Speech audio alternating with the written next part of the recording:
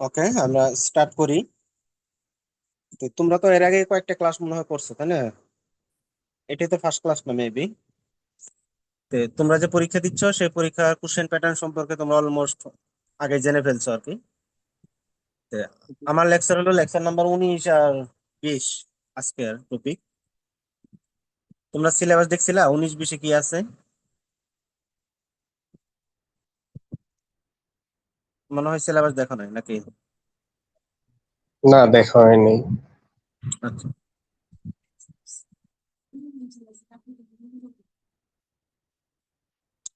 আচ্ছা, আমারটা টপিক অনেকটাই সহজ। তোমরা ম্যাক্সিমাম করে আসছো আর কি। সেটা হলো ডাটাবেস। করছো নাই কোর্স?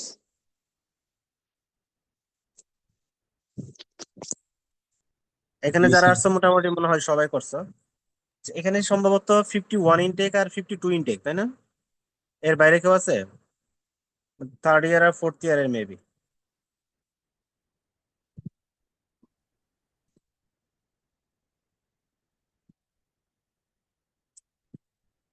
আচ্ছা, আমি কিন্তু একটু কথা বেশি বলি, আমার কথার সাথে সাথে কিন্তু তোমাদের রেসপন্স করতে হবে, না হলে কিন্তু আমি পড়াতে পারবো না।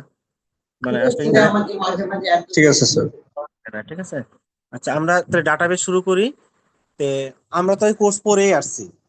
তে আমরা যদি প্রিভিয়াস কোশ্চেন সলভে যাই, দেখবো যে এই রিলেটেড অনেক কোশ্চেনই পাবো। তো অনেক স্যার হয়তো শুরুতে প্রিভিয়াস কোশ্চেনে যা, আমি হয়তো প্রথমে তোমাদের প্রিভিয়াস কোশ্চেনে একটু যাব না, আমি প্রথমে তোমাদের একটা সেশন একটু থিওরিটিক্যাল এগুলো আগে একটু পরে আসি। তোমরা যতই পড়ছো তারপর আমি আরেকবার একটু স্মরণ করাই দিই, তাহলে তোমাদের মানে এই কোশ্চেন গুলো সলভ করতে সহজ হবে। ধরো আমি তোমাদের 10-15টা কোশ্চেন সলভ করে দিলাম, বাকিটা তো তোমরাই সলভ করবা। হয়তো তোমাদের কনসেপ্ট গুলো মনে নাই, কারণ আবার একটা কনসেপ্ট পড়াটা অনেক কঠিন হয়ে যাবে। তাই আমি একটা সেশনে একটু কনসেপ্ট গুলো ক্লিয়ার করে নিই, তারপর নেক্সট সেশনে আমরা দেখি যেগুলো আইটি এক্সামে যেগুলো আসছে আমরা সেগুলো সলভ করার চেষ্টা করব। তো আমরা এই লেকচারে আপাতত ডাটাবেজে আর্কিটেকচার, ডিজাইন, অ্যাপ্লিকেশন এবং বেসিক এসকিউএল এগুলো একটু দেখি। আর তোমাদের আইটির যে প্রিভিয়াস কোশ্চেন যেগুলো আছে তোমরা মনে হয় অলমোস্ট বিভিন্ন সাবজেক্টে সলভ করা শুরু করছো। তো আমরা ওইখান থেকে যেগুলো দেখছি, তো ওইখানে করতে গেলে ধরো ডাটাবেজ আর্কিটেকচার, তারপরে ডাটাবেজের ডিজাইন, তারপরে হলো এসকিউএল, মানে এগুলো থেকে কোশ্চেন আছে অনেক বেশি। তারপর ট্রানজেকশন। তা আমরা একটু বেসিক জিনিসগুলো দেখি।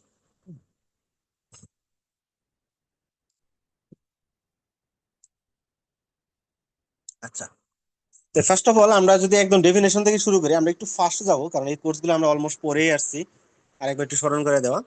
তো ডাটাবেস মূলত কি করে? ডাটাবেজে আসলে আমাদের অনেকগুলো ডাটাকে আমরা স্টোর করি। তো ডাটাবেসটা হলো ইন্টার রিলেটেড অনেকগুলো ডাটার একটা কালেকশন, যেখান থেকে আমরা ডাটাগুলো ইজিলি ইউজ করতে পারি। দেন ইউজ বলতে ডাটাবেজের মূলত চারটা কাজই বোঝায় আর কি, আরো অনেক কাজ হতে পারে, চারটা কাজই বোঝায়। সেটা হলো ডাটাবেজে যে আমরা ডাটাগুলো স্টোর করে রাখি, সেই ডাটাগুলো আমাদের চাহিদা অনুযায়ী আবার পুনরুদ্ধার করা, রিটাইপ করা, এটা হলো ডাটাবেজের মূল কাজ। ডাটাবেজে আমরা ডাটা রাখি, পরে আমাদের সেটা পুনরুদ্ধার করা। তারপরে যদি নতুন নতুন ডাটা আসে সেই ডাটাগুলো ইনসার্ট করা। তারপর যদি কোনো ডাটা আমাদের আননেসেসারি হয়ে যায় সেটাকে ডিলিট করে দেওয়া। আরেকটা অপশন আছে, অনেক সময় আমাদের ডাটাকে চেঞ্জ করা লাগে, মডিফাই করা। এই তো হলো কাজগুলো ডাটাবেজের আর কি। তো ডাটাবেজের ডাটাগুলো আমরা যেভাবে রাখি তার উপর বেস করে অনেকগুলো মডেল আছে। তো আমাদের আইটির এক্সামে যেগুলো আসে আর আমরা ডাটাবেজ কোর্সে মেইনলি যেগুলো পড়ি আর কি, যে সবচেয়ে যেটা মডেল মানে সহজ যেটা, বা আমরা যেটা শুরু করি বেসিক, সেটাকে বলা হয় রিলেশনাল ডাটাবেস মডেল। তোমার নাম শুনছো রিলেশনাল ডাটাবেস?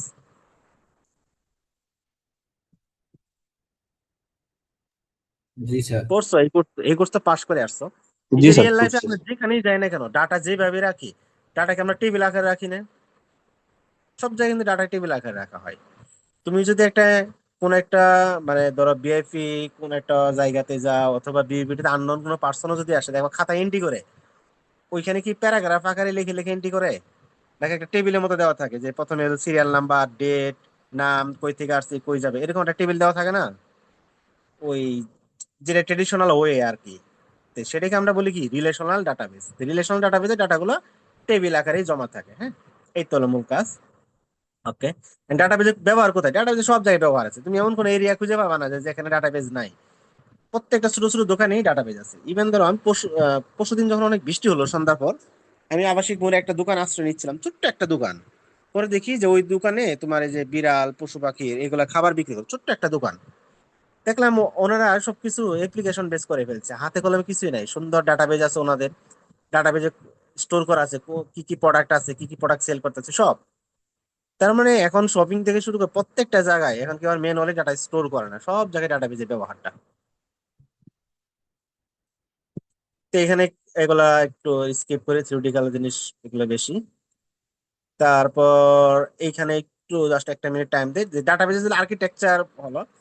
ডাটাবেজ আর্কিটেকচারকে তিনটা ভাগে ভাগ করা হয়। তো এই আর্কিটেকচারটা আসছে যে কম্পোনেন্ট, একজন হলো ডাটাবেজ ইউজার, আরেকজন হলো ডাটাবেজ প্রোভাইডার, অথবা ডাটাবেজ অ্যাডমিন, অথবা আমরা বলতে পারি কি সার্ভার। তে সার্ভার থেকে ডাটা নেই, ক্লায়েন্ট বা ইউজাররা ডাটা ইউজ করে। এখন সেটা কোন লেয়ারে আছে, কত লেভেলে আছে, তার উপর বেস করে তিন ভাগ। যদি ডাটাবেজ ইউজার এবং ডাটাবেজ প্রোভাইডার বা সার্ভার সেম লেভেলেই থাকে, একই জায়গায় থাকে, যে ইউজার সেই প্রোভাইডার, তখন সেটা ওয়ান টায়ার ডাটাবেজ আর্কিটেকচার বলা হয়। আর যদি এটা দুইটা সেপারেট লেভেলে থাকে, যে ক্লায়েন্ট একটা লেভেল আছে, সার্ভার একটা লেভেল আছে, তাদের মাঝে নেটওয়ার্ক কানেক্ট করে নিতে হয়, সেটাকে বলা হয় টু টায়ার আর্কিটেকচার। আর এখন বর্তমান রিসেন্ট যেটা চলতেছে, সেটা চলতেছে আসলে থ্রি টায়ার আর্কিটেকচার। সেটা হলো অ্যাপ্লিকেশন বেস। সেটা হলো ক্লায়েন্টরা সরাসরি ডাটাবেজের সাথে কানেকশন পায় না। অনেক রিজন আছে এগুলোতে। জাস্ট আমরা একটু নামগুলো মনে রাখি। থ্রি টায়ার হলো ডাটাবেজ সার্ভার একটা লেভেলে থাকবে, ক্লায়েন্ট আরেকটা লেভেলে থাকবে, আর মিডলে থাকবে হলো অ্যাপ্লিকেশন সার্ভার বা এপিআই। তো এপিআইটা আমরা সবাই পরিচিত, তাই না? আমরা যদি ধরো বিকাশের সার্ভারের সাথে কোনো একটা প্রজেক্ট করতে চাই, তখন কি বিকাশের এপিআই লাগে না? তো বিকাশের এপিআই এর মাধ্যমে কিন্তু আমরা কানেক্ট করতে পারি। তার মানে এপিআই কি করে, সার্ভারের সাথে ইউজারে কানেকশন করে দেয়, সেটাকে বলতেছে থ্রি টায়ার আর্কিটেকচার। এটাই এখন চলতেছে আর কি। আচ্ছা, এটা থেকে অনেক কোশ্চেন আসে। তোমরা কি এটার নাম শুনছো না, স্কিমা ডায়াগ্রাম? এটা কি করে কেউ বলতে পারবা? তার আইডিয়া আছে? এনিওয়ান? ডাটাবেস টেবিলের সম্পর্কগুলো দেখা যায়, এমনকি ডেটা কি ওর সম্পর্কগুলো থাকে। ধরো আমরা যদি একটা ড্রয়িং এর কথা চিন্তা করি, দেখবা নেটে ঢুকলে এখন অনেক ধরনের ড্রয়িং পাওয়া যায়। সাপোজ ধরো তোমার বাসায় ড্রয়িং করবা, একটা থ্রি ডি ড্রয়িং করো অথবা টু ডি ড্রয়িং করো, থ্রি ডি বাদ দাও, টু ডি ড্রয়িং যদি করো, তোমার বাসায় কয়টা রুম আছে, কয়টা বেডরুম আছে, কোন বেডরুমের সাথে কোন বেডরুম কানেক্টেড, কোন দিকে দরজা আছে, মানে পুরা তোমার বাসার একটা ডিজাইনের স্ট্রাকচার দেখা যায় না? ওই যে স্ট্রাকচার দেখা যায়, ওটাই হলো স্কিমা। স্কিমা হলো একটা লজিক্যাল স্ট্রাকচার। তুমি যখন খাতা কলমে বানাইছো, ওটা তো এখন ডিজাইন খাতা কলমে করছো, বাট ইমপ্লিমেন্ট তো করো নাই। তো ওই ডাটাবেসটাও ওরকম, যে আমার একটা ডাটাবেজে ধরো পাঁচটা টেবিল আছে, পাঁচটা টেবিলে কি কি কলাম আছে, কোন টেবিলের সাথে কোন টেবিলের ফরেন কি প্রাইমারি কি কানেকশন আছে, পুরাটা একটা খাতায় যখন আমরা ডিজাইন করি, লজিক্যালি কনসেপ্টটা ডিজাইন করা হয়, তখন সেটাকে বলতেছে স্কিমা ডায়াগ্রাম। এটা লজিক্যাল ডিজাইন, হ্যাঁ। এটাকে ডাটাবেজের কঙ্কালও বলা হয়, স্ট্রাকচারও বলা হয়। তো ডাটাবেজের ভিতরে এর ভিতরে কি থাকে, এই স্কিমা ডায়াগ্রাম টেবিল গুলো থাকবে, টেবিলের কলামের নাম থাকবে, ফরেন কি থাকবে, প্রাইমারি কি থাকবে, তাই না? ডাটা টাইপ থাকবে, এই তো জিনিস আর কি।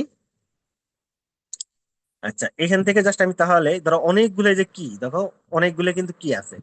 মোটামুটি তোমরা মনে হয় এগুলো সবগুলো কি এর নাম শুনেছো, বিশেষ করে প্রাইমারি কি আর ফরেন কি, তাই না? এই দুটা কেউ একটু বলতে পারবা? আমি বলবো, যদি কেউ একটু পারো তাহলে আরো ভালো হয়।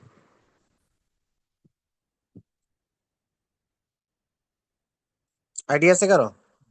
প্রাইমারি কিটা হচ্ছে মানে ইউনিক কোনো আইডি থাকবে, যেটা অন্য কোনো আহ, মানে অন্য কোনোটার সাথে রিলেটেবল না আর কি। আচ্ছা, তাহলে আমি আর একটু ক্লিয়ার করি। আচ্ছা, এখন ডাটাবেজে কি কেন লাগে, এটা হলো মূল কথা। ডাটাবেজে যদি আমার কি না থাকে, তাহলে একই ভ্যালু বারবার আসবে।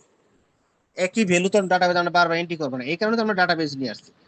সাপোজ ধরো, একটু বড় করতে ধরো স্টুডেন্ট নামে কোন একটা টেবিল নিলাম, স্টুডেন্ট টেবিলে ধরো আইডি, নেম, আর ধরো ডিপার্টমেন্ট, এই তিনটা কলাম আছে, কথার কথা। এখন আমি যখন এন্ট্রি দিব,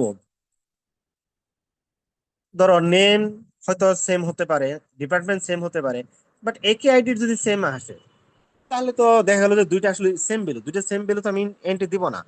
তাই ডাটাবেজে এন্ট্রি দিতে গেলে লিস্ট একটা বৈশিষ্ট্য ভিন্ন হতে লাগবে। যেমন ধরো নেম ডিপার্টমেন্ট যতই সেম হোক, বাট লিস্ট আইডিটা ভিন্ন হওয়া লাগবে। তাহলে যেই অ্যাট্রিবিউট বা যেই কলামের ভ্যালুটা আমরা ইউনিক রাখি সেটাকে আমরা সাধারণত কি বলি? প্রাইমারি কি ওই টাইপের জিনিসই। প্রাইমারি কি হলো কি, একটা টেবিলের একটা কি আছে যেটাই প্রত্যেকটা কলামকে ইউনিকলি আইডেন্টিফাই করে। যে কি আর প্রাইমারি কি অনেকটা একই, বাট আমরা তো অনেকগুলো কি দেখতে, দেখো এখানে কিন্তু অনেকগুলো কি। তে কি কি সবসময় যে একটা কলামে হবে এরকম কিন্তু নিয়ম নাই। হ্যাঁ, কি অনেকগুলো কলাম মিলে হতে পারে। সাপোজ ধরো এখানে যদি আইডি না থাকতো, হয়তো তোমার নেম ডিপার্টমেন্ট দুইটা মিলে কি হতে পারে। তা আমি একটু দ্রুত বলে যাই। সুপার কি হলো, যদি সেট অফ কি সেটা হতে পারে একটা কলাম অথবা মাল্টিপুল কলাম মিলে যদি ইউনিকলি আইডেন্টিফাই করতে পারে, তাহলে সেটা নামই হলো সুপার কি। তো একটা টেবিলে অনেকগুলো সুপার কি থাকতে পারে। তো সেই সুপার কি গুলোর ভিতরে যেটা সবচেয়ে কমন এবং সবচেয়ে বড়, মিনিমাল বলা হয়, সেটাকে বলা হয় ক্যান্ডিডেট কি। এবং ক্যান্ডিডেট কি অনেকগুলা থাকে একটা টেবিলে। এখন এখান থেকে ডাটাবেজের অ্যাডমিন যে কোনো একটা ক্যান্ডিডেট কিকে প্রাইমারি কি হিসেবে ডিজাইন করে, এবং একটা টেবিলে একটা মাত্র প্রাইমারি কি থাকে। এগুলো বেসিক জিনিস। আর ইউনিক কি হলো, একটা টেবিলে প্রাইমারি কির পরেও যদি অন্য কোনো কলাম থাকবে। সাপোজ ধরো এই যে এক্সাম্পল দিলাম, এখানে বলছে আইডি হলো প্রাইমারি কি। এখন ধরো এখানে যদি ফোন নাম্বার অ্যাড করি, কথার কথা, বা জিমেইল অ্যাড করি, তো তোমার যে ফোন নাম্বার, এই ফোন নাম্বার কি অন্য কারো আর আছে? অন্য কারো তো আর নাই। তাহলে ফোন নাম্বারটা তো ইউনিক। তুমি আইডি অলমোস্ট প্রাইমারি কি দিয়ে দিছো, এটা তো একটা। বাট ফোন নাম্বারও চাইলে প্রাইমারি কির মতো বৈশিষ্ট্য হতে পারে, ফোন নাম্বার ইউনিক হতে পারে, মানে ফোন নাম্বারও প্রাইমারি কির মতো আচরণ করতে পারে। তখন প্রাইমারি কির মতো যদি অন্য আরেকটা কি থাকে, তখন সেটাকে বলা হয় ইউনিক কি। একটা টেবিলে অনেকগুলো ইউনিক কি থাকতে পারে। এবার আসি ফরেন কি। তাহলে ফরেন কি কেউ বলতে পারবা, ফরেন কি কাজ কি?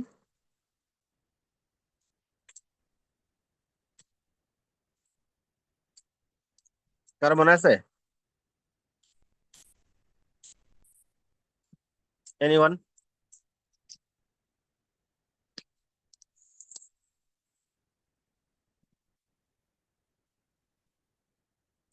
আমার কথা কি যাচ্ছে? কেউ কি রিচ করতেছো? জি স্যার। আচ্ছা, হ্যাঁ না হলো এটা কিছু বললাম, লাইন কেটে যাচ্ছে। আচ্ছা, তাহলে আমি একটু শর্ট দ্রুত বলে দেই। আচ্ছা, ফরেন কি দুইটা টেবিলকে মেইনলি কানেকশনের জন্য ইউজ করা হয়। হ্যাঁ, ধরো এখানে দেখো তো, এই যে এই দুই টেবিল, এই টেবিলে যে কোনো কলাম আছে, কোর্স টেবিলে কিন্তু ভিন্ন কলাম। কোনোটা কি সেম আছে? কোনোটা কিন্তু সেম নাই। এখানে ভিন্ন চারটা, এখানে ভিন্ন দুইটা। তো যখন আমরা টেবিলগুলো কানেকশন করি তখন একটা কমন কলাম লাগবে। এখন কোন স্টুডেন্টকে তুমি কোন কোর্স দিবা, এটা কমন কলাম ছাড়া পসিবল না। তো সহজ বিষয়, এখন যখন আমরা দুইটা টেবিলে কানেকশন করি, তখন দেখা যায় দুইটা টেবিলে একটা কমন কলাম হবে। কমন যেটা, সেটা হলো প্রথম টেবিলে যেটা প্রাইমারি কি ছিল, সেটা হয়তো এই কোর্স টেবিলে কমন হিসেবে নিতে হবে। যেমন প্রথম কোনটা ছিল, আইডি প্রাইমারি কি, আইডি এখানে নিতে হবে। অথবা তুমি যদি দ্বিতীয়টা থেকে নাও, দ্বিতীয়তে কমন কলাম কোনটা ছিল, কোর্স নং, তাহলে কোর্স নংটাকে এখানে নর্মাল কি হিসেবে নিতে হবে। মানে প্রশ্ন হলো, যদি একটা টেবিলের প্রাইমারি কি যখন অন্য আরেকটা টেবিলের নর্মাল একটা কলাম হিসেবে ব্যবহার করা হয়, তখন এই নর্মাল কলামটাই প্রাইমারি ফরেন কিতে ট্রান্সফার হয়ে যায়। তাহলে এখানে যে কোর্স নংটা, এটা স্টুডেন্ট টেবিলে ফরেন কি আকারে আছে, আর নিজের টেবিল আছে প্রাইমারি কি আকারে। Concept clear? জি স্যার। তাহলে আইডি যদি এখানে দেই, তাহলে আইডি কোন টেবিলে কি আকারে আছে বলো তো? ফরেন কি? কোন টেবিলে ফরেন কি আকারে আছে?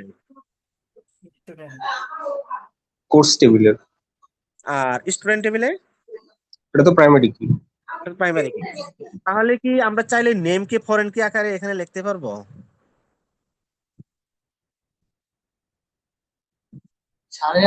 না, কেন লেখা যাবে না? নেম তো কমন কি। না, এই এই কারণে কমনের সাথে কোনো সম্পর্ক নাই। ফরেন কি হতে গেলে নিজের টেবিলে প্রাইমারি কি হতে হবে, তাহলে তো অন্য টেবিলে ফরেন কি হতে পারবে, এটাই শর্ত। নেম তো আর ওই টেবিলে প্রাইমারি কি না।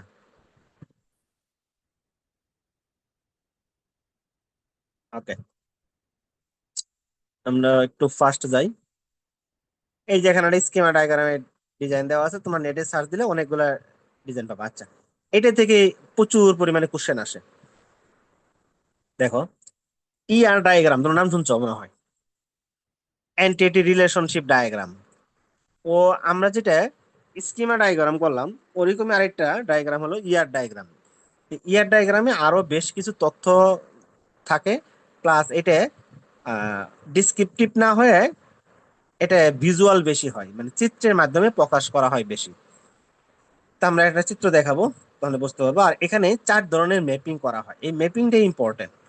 এই ম্যাপিং গুলো জানতে হবে। তোমরা এগুলোর নাম শুনছো, 1 to 1, 1 to মেনি, এগুলো নিয়ে অনেক কোশ্চেন আছে, আমরা প্রিভিয়াস কোশ্চেন সলভ করতে যখন যাবো তখন এগুলো দেখতে পারবো। আচ্ছা, ধরো এখানে এটা একটা লাইব্রেরির বুকশপের একটা ডাটাবেজের ডিজাইন দেওয়া আছে, ইয়ার ডায়াগ্রাম একটা ডিজাইন দেওয়া আছে।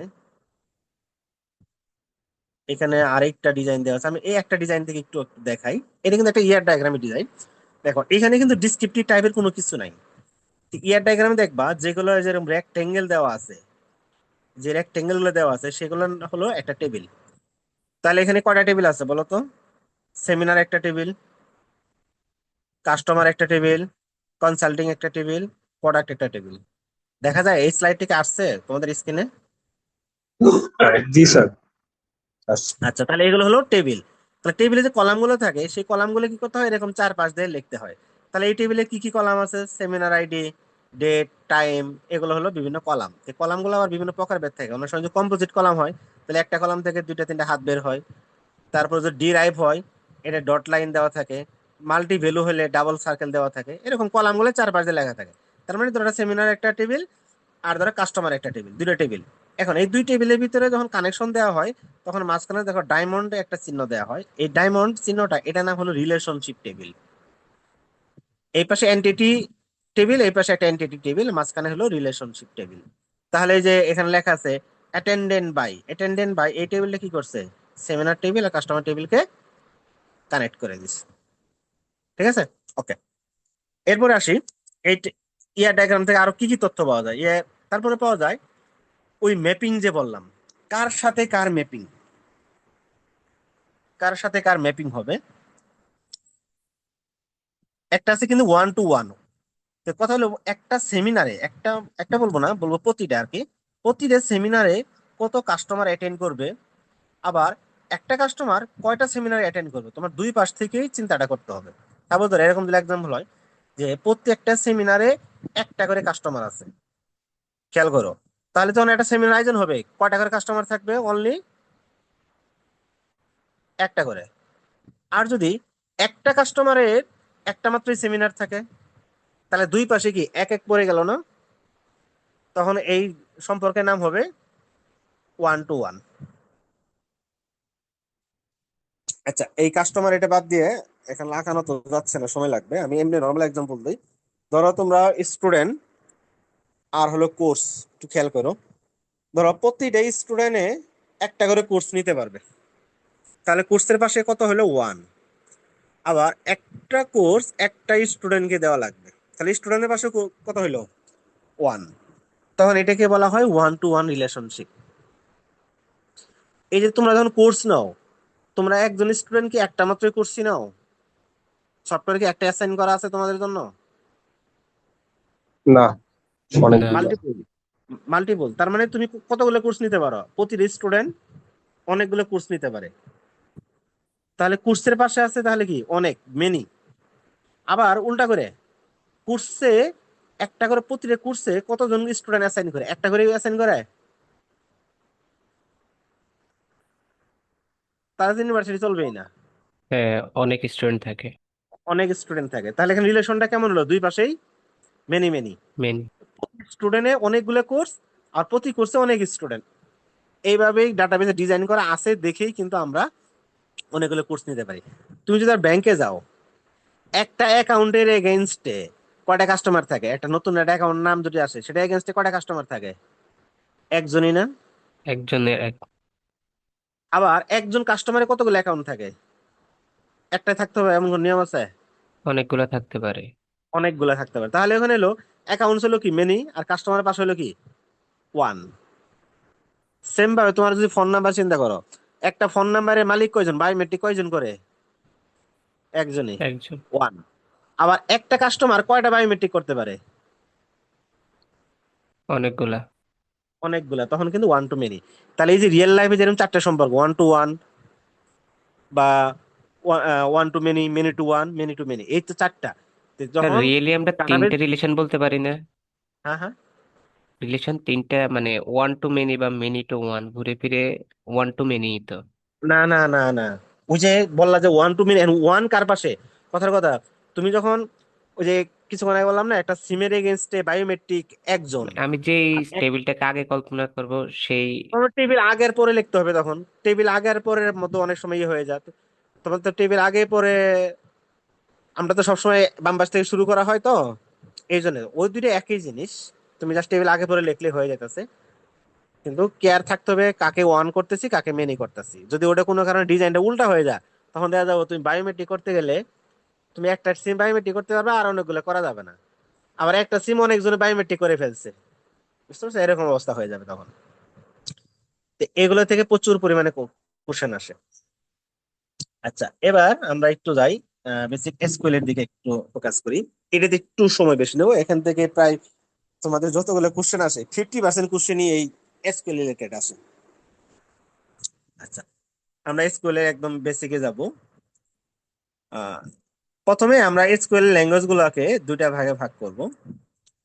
একটা হলো আমরা এই যে ডাটাবেজ যেগুলো বললাম আর কি, এগুলো প্র্যাকটিস করার জন্য আমাদের কি করতে হবে, ডাটাবেজ তৈরি করতে হবে। ডাটাবেজ তৈরি করে সেখানে আমরা ডাটা রাখবো, সেখান থেকে ডাটাগুলা ব্যবহার করব।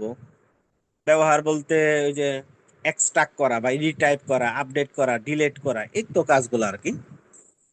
তো আমার যদি ডাটাবেজ না থাকে, ডাটাতে ভ্যালু না থাকে, তাহলে তো আমি তো কোনো অপারেশন করতে পারবো না। যে ডাটাবেজ তৈরি পর্যন্ত আর কি, একদম ইনিশিয়াল পর্যন্ত যে কাজগুলো করা হয় সেগুলো বলতেছে ডাটা ডেফিনেশন ল্যাঙ্গুয়েজ, ডিডিএল বলা হয়। তো ডিডিএল এর কাজ হলো ডাটা স্ট্রাকচারের উপর কাজ, ডাটাবেজের গঠনের উপরে কাজ, তৈরি করার উপরে কাজ। আর ডাটা তৈরি করার পরে যে ভ্যালু গুলো আছে, সেই ভ্যালু গুলো নিয়ে অপারেশন করাকে বলতেছে ডাটা ম্যানিপুলেশন ল্যাঙ্গুয়েজ, ডিএমএল। তো এখানে দেখো বেসিক, আমি কিছু এসকিউএল এর জাস্ট সিনট্যাক্স গুলো নাম লিখছি, এগুলো কিভাবে কাজ করে আমরা প্রত্যেকটা একটা একটা করে দেখবো। আমরা এটা সবাই জানি, তাই না? সিলেক্ট, সিলেক্টের মূল কাজ কি, একটা ডাটাবেস থেকে ডাটা এক্সট্রাক্ট করা, রিটাইপ করা, তাই না? আপডেটের কাজ, ডাটাবেজে স্পেসিফিক কোন একটা ভ্যালু আমরা শর্ত দিয়ে দিব যে এই ভ্যালু গুলা চেঞ্জ করা লাগে, হ্যাঁ। আপডেট মডিফাই একই জিনিস। ডিলেট মানে ডাটাবেস থেকে কোনো ভ্যালু ডিলেট করে দেওয়া, ডাটাবেস থেকে ডিলেট করে দেওয়া। আর ইনসার্ট মানে নিউ ভ্যালু ডাটাবেজে অ্যাড করা। আর ক্রিয়েট ডাটাবেস, এটাই সবার আগে আসার কথা দরকার ছিল। ক্রিয়েট ডাটাবেস, ডাটাবেস তৈরি করা। অল্টার, এই অল্টার আর আপডেট দুটো একটু খেয়াল করো, অল্টারও মডিফাই করে আপডেটও মডিফাই করে, কিন্তু কথা হলো অল্টারটা মডিফাই করে হলো আমাদের ডাটাবেজের যে কোনো একটা ভ্যালু, সাপোজ ধরো আমার নামের বানান ভুল হয়েছে, আমার নামের বানানটা আমি চেঞ্জ করলাম। অনেক সময় তোমাদের রেজাল্ট হয়, রেজাল্ট হইলে কারো রেজাল্ট অনেক সময় ভুল রেজাল্ট যায়, সেটা টাইপিং এর কারণে হোক, অনেক সময় মিসম্যাচ, যে কোনো কারণে ভুল রেজাল্ট হতে পারে। পরে ওটা যখন ওরা আপডেট করে তখন সেটাকে বলতেছে আমরা আপডেট বা ডাটাবেজে ডাটাবেজের ভ্যালুর মডিফাই। কিন্তু অল্টার যেটা, অল্টার ডাটাবেজের ভ্যালুর মডিফাই না, অল্টারটা হলো তোমার পুরা ডাটাবেজের ভিতরে মডিফাই। সাপোজ ধরো আহ তোমার কোন একটা রেজাল্ট শিটে সবার এরকম আসছে যে সবার আসছে হলো নাম, তারপর হলো আইডি, তারপর হলো সাবজেক্ট, তারপর রেজাল্ট। এখন রেজাল্ট হওয়ার পর লাস্টে টোটাল নাম্বার নামে একটা কলাম ধরো তুমি অ্যাড করতে চাচ্ছ, যে এতদিন মধ্যে রেজাল্ট আসছে, নতুন একটা নিয়ম আসছে যে রেজাল্টের পাশাপাশি গ্রেড না দিয়ে টোটাল নাম্বারটা দেওয়া লাগবে, মানে নতুন একটা কলাম লাগবে, সেই কলাম তো ছিল না। তখন তুমি যদি ডাটাবেজে নতুন একটা কলাম এড করতে চাও, কি ডাটাবেজের স্ট্রাকচারই চেঞ্জ করা লাগতেছে, তখন অল্টার ইউজ করা হয়। অথবা আগে থেকে কিছু একটা কলাম আছে, হয়তো ওই কলামের মান এখন আর দেখাবো না, ওই কলামটা ডিলিট করে দিতে হবে, তখন অল্টারটা ইউজ করা হয়, হ্যাঁ। এই তো হলো অল্টারের কাজ আর কি। অল্টার মানে মনে রাখবা ডাটাবেজকে চেঞ্জ করে দিচ্ছে, ডাটাবেজের স্ট্রাকচার চেঞ্জ করে, ভ্যালু না, স্ট্রাকচার। আর ক্রিয়েট টেবিলের কাজ হলো টেবিল তৈরি করা, সহজ জিনিস। তারপরে এই ড্রপ, হ্যাঁ ড্রপ একটা ইম্পর্টেন্ট কাজ। এই ড্রপের মাধ্যমে ডাটাবেজের টেবিল, ডাটাবেজের কলাম, পুরা ডাটাবেজ এগুলো ডিলেট মানে রিমুভ করে দেওয়া হয়। ধরো ডাটাবেজে তোমার 5টা টেবিল আছে, কোন একটা টেবিল তুমি বাদ দিয়ে দিবা, তখন তোমার ড্রপ ইউজ করতে হবে। কিন্তু তুমি যখন ডিলেট ইউজ করবা, ডিলেট মানে কিন্তু ডাটাবেজ কিছু ডিলেট হবে না, ডাটাবেজে কোনো একটা ভ্যালু ডিলেট হবে, তাহলে একটা এক্সট্রা ভ্যালু ইনসার্ট হয়েছে, সেই ভ্যালুটা ডিলেট হবে। কিন্তু তুমি যেটা টেবিল ডিলিট করতে চাও, একটা টেবিলে কলাম ডিলিট করে ফেলতে চাও, তখন তোমার আসবে হলো এই ড্রপ। আর ইন্ডেক্স, ইন্ডেক্স না এখানে ডিটেলস কিছু বলবো না, এটা তেমন কোনো ইয়ে নেই, শুধু একটু নাম জানা। ইন্ডেক্স মানে হলো কি, সূচিপত্র তৈরি করা। তো সূচিপত্র কেন লাগে? সার্চের ক্ষেত্রে লাগে। এই তোমাদের যদি কোনো একটা বই দেওয়া হয়, ধরো বইয়ের সূচিপত্রের পৃষ্ঠাগুলো ছিঁড়ে গেছে, ধরো ডাটাবেজের বইরই টোটাল ধরো 20টা চ্যাপ্টার আছে, সূচিপত্র ছিঁড়ে গেছে, এখন তোমাকে বললাম তুমি এসকিউএল এর চ্যাপ্টারটা খুঁজে বের করো তো। কেমনে বের করবা? তুমি কিন্তু জানো না এসকিউএল কয় নাম্বার চ্যাপ্টার আছে, কয় নাম্বার পেজে আছে, তখন কেমনে বের করবা? কার আইডিয়া আছে? এনিওয়ান?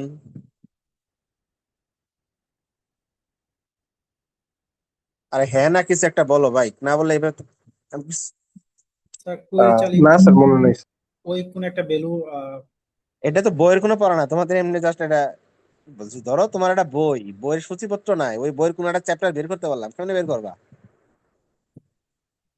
তো স্যার ওই যে খুঁজে খুঁজে বের করবো স্যার, আমি একদম ওই যে এগুলো র্যান্ডমলি খুঁজতে থাকবো, আমরা কখন র্যান্ডম। পাবো এর কোনো নিশ্চয়তা নাই নাকি? না স্যার, এটাই তো করতে হবে। জি স্যার। আর সূচিপত্র থাকলে কি সুবিধা হইতো, যে ওইটা খুঁজে কয় নাম্বার ঘুরে চলে যেতাম লাইনে আর কি, আছে, ইন্ডেক্সিং করে। কয় নাম্বার পেজে আছে। হ্যাঁ, তাহলে সূচিপত্র তাহলে সূচিপত্রটা মূলত আমাকে কি কাজে সাহায্য করতেছে? ইন্ডেক্সিং করতে, বা মানে হচ্ছে একদম ধরেই মানটা বের করতে বলতে, ইজিলি মানটা হ্যাঁ, বের করতে। ওটাকে সহজ একটা ভাষা আছে, ওটা কি সার্চ করা। কোন একটা ডাটা আমরা ফাইন্ডিং করতেছি, যে ডাটাটা, ওই ডাটাটা আমাদের সার্চে সে কি খুব মানে ইফেক্টিভ ওয়েতে, খুব ফ্রিকুয়েন্টলি আমাদের প্রয়োজনীয় ডাটাটা সে খুঁজে দিচ্ছে, তাই তো? জি স্যার। এখন ধরো কালকে তুমি ক্লাস করতে আসলো, ধরো তুমি জানো ক্লাস, তোমার ক্লাস হলো বিল্ডিং 2 তে আছে। এখন তুমি যদি র্যান্ডমলি বিল্ডিং 2 তে তোমার ক্লাস খুঁজতে থাকো, কোন রুমে ক্লাস হইতেছে, খুঁজতে খুঁজতে হয়তো একসময় পাওয়া। আর যদি রুটিন করা থাকে, সিরিয়াল করা থাকে, সূচি করা থাকে কখন ক্লাস হবে, তাহলে তো ইজিলি খুঁজে পাবা, তাই না? জি স্যার। তাহলে ডাটাবেজে হিউজ পরিমাণ ডাটা থাকে, এই ডাটাগুলো আমাদের যখন দরকার তখন আমরা র্যান্ডমলি সার্চ করতে পারি না, এই কারণে দরকার সূচিপত্র। ওকে,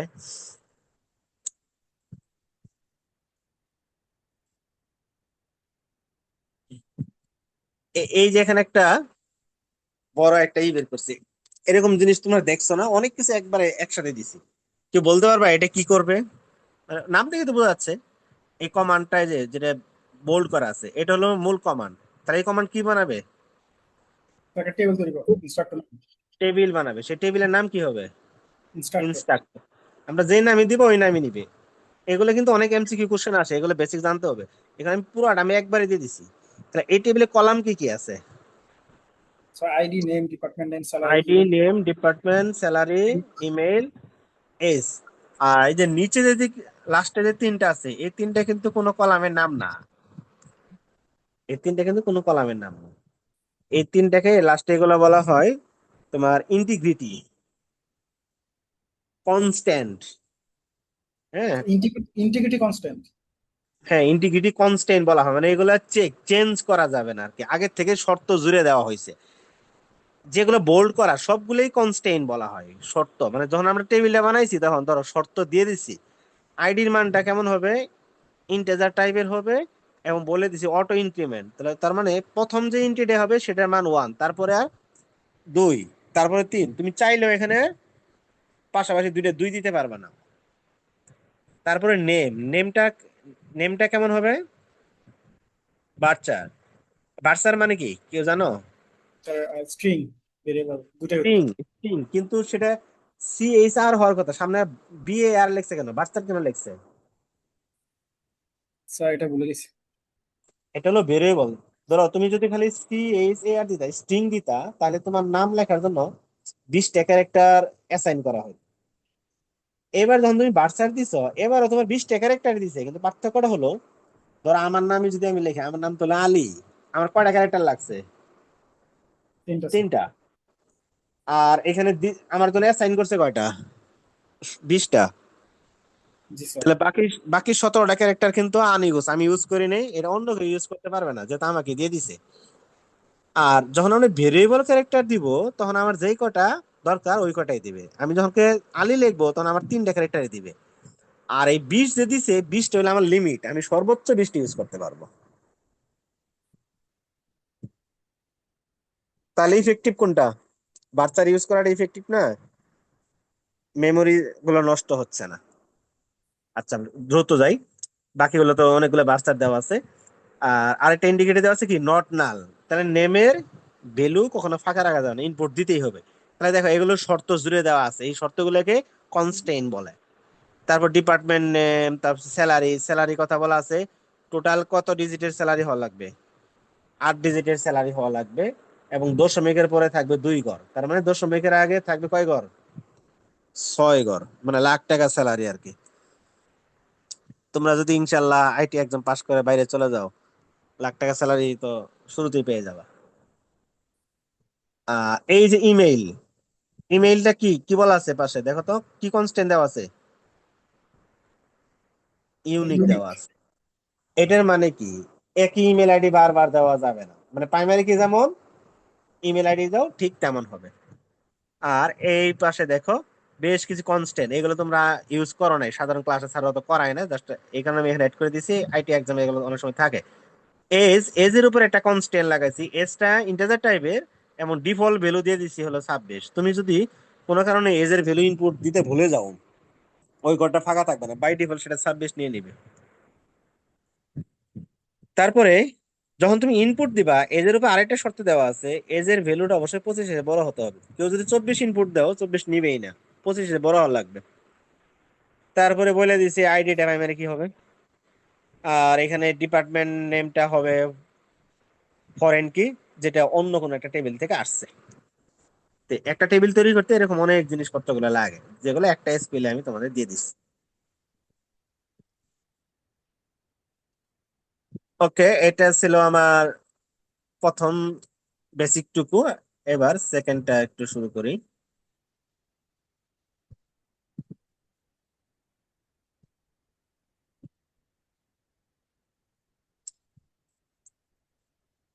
এই তোমরা কি এই কয়জনে ক্লাস করো,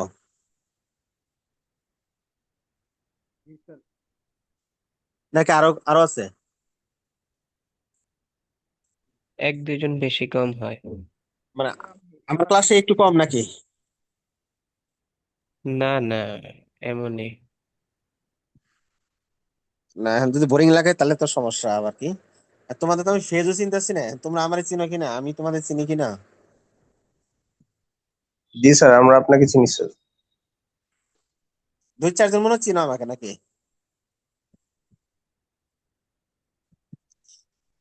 জি স্যার, ও আমরা চিনি আচ্ছা, স্যার। আরেকটা লেকচার শুরুর আগে মাঝখানে একটা একটু কথা বলে নেই, সেটা হলো তোমাদের মনে হয় সুদীপ্ত চাকি স্যার বলছেই। সেটা হলো এই ক্লাস, প্রত্যেকটা ক্লাসের শেষে কিন্তু একটা ফিডব্যাক দিতে হয়। তোমরা মনে হয় আগের ক্লাসগুলোতে দিছো তাই না? ওই কম্পিউটার কাউন্সিল থেকে একটা ফর্ম দেওয়া আছে, এটা কি তোমরা ফিল আপ করছো এর আগে? একটা করতে একটা করিনি। হ্যালো, তোমরা তোমরা যে জি ক্লাসগুলো স্যার, করছো করা হয়েছে ক্লাসের স্যার, শেষে করা হয়েছে, ফিল আপ করা হয়েছে স্যার। মানে একটা ফিডব্যাক দিতে হয় না? এবার তো নতুন নিয়ম হ্যাঁ হ্যাঁ। করছে, প্রতি ক্লাসের শেষে ফিডব্যাক দিতে হয়। আর সুদীপ তো স্যার তো মনে হয় বলছে ফিডব্যাকের নিয়মগুলো একটু বলছে তাই না, জানো তো? জি স্যার। তাহলে যারা ক্লাস করে নাই তারাও জেনে নিবে, তোমরা সহ মোটামুটি ওইখানে মানে নেগেটিভ কিন্তু থাকা যাবে না। যদি 50% নিচে নেগেটিভ আসে তখন কিন্তু এগুলো সব ক্যান্সেল হয়ে যাবে। ঠিক আছে? জি স্যার। এটা এটা জানো তো নাকি? জি স্যার, জানি স্যার। মানে যে নেগেটিভ তো দেওয়া যাবে না, এটা তো স্যার মনে হয় বলছে। তো তোমরা ওইভাবেই ফিডব্যাক গুলো দিও, যাতে আমাদের কারোর এটা প্রবলেম না হয়, আর ফিউচারে যেন এগুলো থেকে যায় আর কি। তাহলে ক্লাস শেষ হলে তোমরা মোটামুটি সবাই পজিটিভ ফিডব্যাক দিয়ে দিও আর কি। আচ্ছা, আমরা সেকেন্ড লেকচার শুরু করি। এটাতে আমরা ট্রানজেকশনের ওই যে এসকিউএল অপারেশন গুলো দেখবো, ট্রানজেকশনের একটু বেসিক আইডিয়া দেখবো, তারপর আমরা কোশ্চেন সলভে চলে যাব।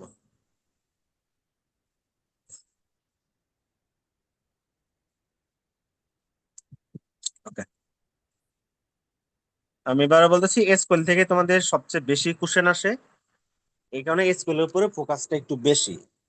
আর তোমাদের কোশ্চেনের প্যাটার্ন তোমরা মনে হয় একটু হলো দেখছো যে যেগুলো মর্নিং শিফটে হয়, সেগুলো এমসিকিউ টাইপের হয়, তাই না? জি স্যার। আর যেগুলো আফটারনুন শিফটে হয় সেগুলো কিন্তু একটু ব্রড কোশ্চেন হয়। তো ব্রড কোশ্চেন হলেও কিন্তু এমসিকিউ টাইপেরই থাকে আর কি, অনেক বড় পেঁচানো কোশ্চেন থাকে, তার ভিতরে ভিতরে fill in the gap fill up করতে হয়। তো এমসিকিউ তেও অনেক এসকিউএল কোশ্চেন আসে, আর যেগুলো ব্রড কোশ্চেন সেগুলো জি মাস্ট এসকিউএল রিলেটেড কোশ্চেন আছে, মাস্ট বলতে 99% আর কি। সো এসকিউএল এর উপর জোরটা একটু বেশি দেওয়া আর কি। আর মর্নিং শিফটে পরীক্ষা হলে যে কটা কোশ্চেন আসবে সেখান থেকে 4 থেকে 5টা কোশ্চেন ডাটাবেস থেকে মাস্ট। সো আমরা প্রিভিয়াস কিছু কোশ্চেন সলভ করে গেলে আশা করি অনেক কিছুই পারবো আর কি। ফার্স্টে আমরা একদম জেনারেল এসকিউএল এর বেসিক স্ট্রাকচার দেখি আগে। দেখো, এই স্ট্রাকচারটা আমরা মোটামুটি সবাই পরিচিত। ধরো আমাদের ডাটাবেজে ডাটা আছে, সেখান থেকে আমাদের ডাটাগুলা দরকার, রিটাইপ করা দরকার, আমরা শো করতে চাই, ভিউ করতে চাই। তাহলে আমাদের এটা হলো মেন স্ট্রাকচার। সেটা হলো ফার্স্টে আমাদের সিলেক্ট কমান্ড লিখতে হবে। সিলেক্টের পরে ওই ডাটাবেজের বিভিন্ন কলামের আমরা যেই বিভিন্ন টেবিলের যে কলামগুলো নিতে চাই, এতে বোঝাইতেছে এট্রিবিউট, মানে এট্রিবিউট মানে কলাম, যে কলামগুলো দেখতে চাই সেগুলো কমা দিয়ে দিয়ে যে লিখতে হবে। দেন ফ্রম, ফ্রম এর পরে ফ্রম মানে বোঝা গেছে থেকে, ফ্রম মানে কই থেকে। আমাদের ডাটাবেসে অনেকগুলো টেবিল আছে, আমরা যে তথ্যগুলো চাইলাম এই তথ্যগুলো কোন কোন টেবিলে আছে সেই টেবিলের নামগুলো কমা দিয়ে দিয়ে লেখ। এটা হলো জেনারেল জিনিস। আর আমাদের যখন মাল্টিপুল টেবিল আসে তখন এই হয়ারে পরে ওই টেবিলগুলো কানেকশন তৈরি করতে হয়। আর তারপর আমাদের যত রকমের কন্ডিশন, যত রকমের রিকোয়ারমেন্ট আছে, সাপোজ ধরো স্টুডেন্ট টেবিল থেকে তুমি বললা যে সব স্টুডেন্ট সিলেক্ট করলাম, ওকে। ধরো এখন যদি বিবিডি স্টুডেন্ট টেবিলে যাই, বিবিডি স্টুডেন্ট টেবিলে কিন্তু একদম সিএস স্টুডেন্ট টেবিলে যদি, আচ্ছা স্টুডেন্ট টেবিলের কথা চিন্তা করো, সেখানে কিন্তু বিবিডি জন্ম থেকে 2003 সাল থেকে 26 সাল পর্যন্ত সব স্টুডেন্ট আছে। And তুমি যদি এখানে সার্চ দাও যে স্টুডেন্ট আইডি নেম ডিপার্টমেন্ট, কিছু লেখা, শুধু আইডি আর নেম লেখা, ডিপার্টমেন্ট চাইলা, লিখে বললা যে বিবিডি ডাটাবেস থেকে নিলা স্টুডেন্ট টেবিল থেকে, তাহলে দেখবা গত 23 বছরের সব ডাটা দেখাবে। কিন্তু আমি যদি শুধু এইবারে ডাটাটা চাই, তখন কিন্তু আমার একটু ফিল্টারিং করা লাগবে। ফিল্টারিং বলতে এইবার ডাটা বলতে এইবারে সেমিস্টারের নাম কি, এই সেমিস্টার স্প্রিং 2026। তাহলে একটা শর্ত দিতে হবে যে হোয়ার সেমিস্টার ইকুয়াল স্প্রিং 2026। তাহলে দেখবা স্প্রিং 2026-এ যে স্টুডেন্ট গুলো এনরোল করছে শুধু তাদের লিস্টে চলে আসবে। তাহলে লিস্টে কি ফিল্টারিং হয়ে গেল না আগের তুলনায়? জি স্যার।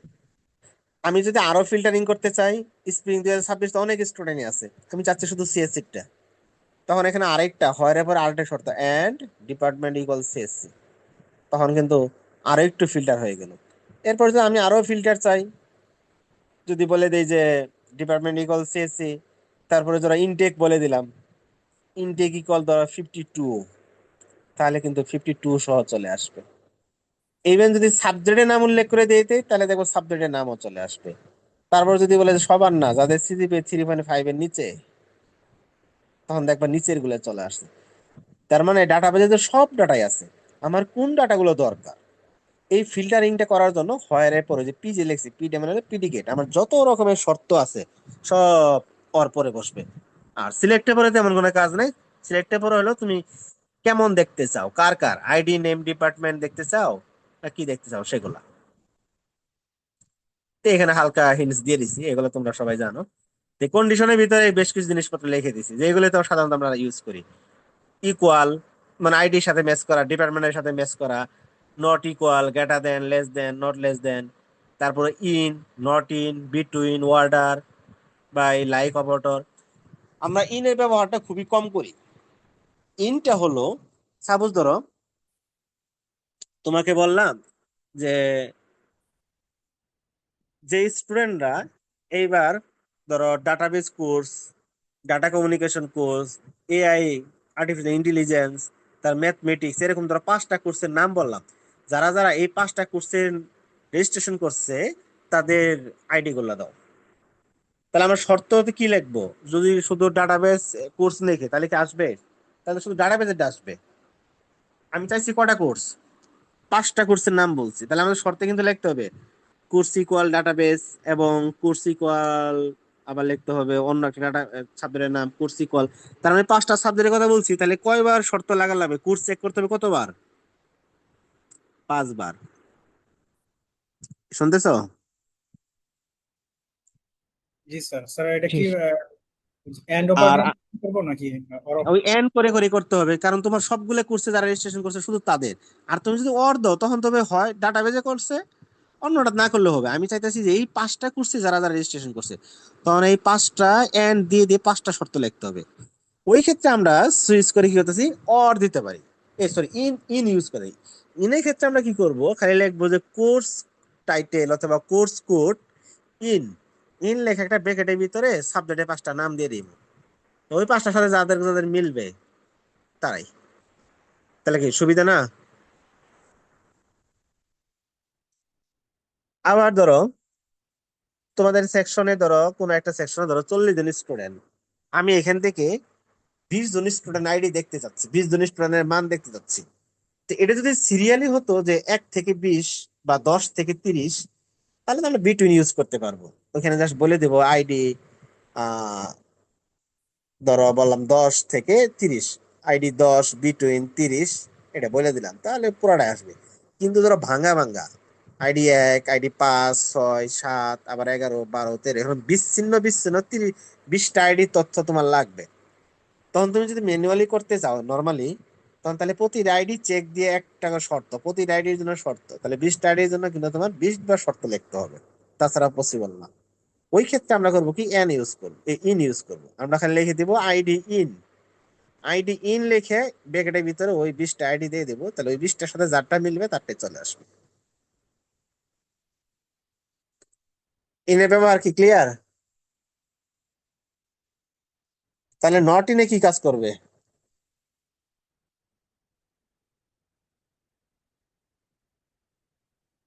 যদি না থাকে তাহলে ট্রু। ওই আইডি বাদ দিয়ে, না থাকলে তো না, ওগুলো বাদ দিয়ে। যেমন ধরো ওই যে, আবার এটা শেষ করে দিই, তোমাদের বললাম 40 জন স্টুডেন্ট, এর ভিতরে আমার 35 জনের দরকার। 35টা আইডি তুমি সার্চ করতেছো, তাহলে তুমি যে ইন লিখে লিখবা ওই 35টা আইডি লিখবা, তাহলে তুমি 35টা আসবে। টোটাল তো ছিল 40 জন, বাকি 5টা তো আর আসে নাই নাকি? তা আমি যদি উল্টা করে লিখতাম, নট ইন দিয়ে যে 5টা দরকার নাই ওই 5টাই লিখে দিতাম, তাহলে কি হতো, ওই 5টা বাদ দিয়ে বাকি 35টা চলে আসতো না? হ্যাঁ, তাহলে সুবিধা হতো। তখন কিন্তু আমার শর্ট হইতো।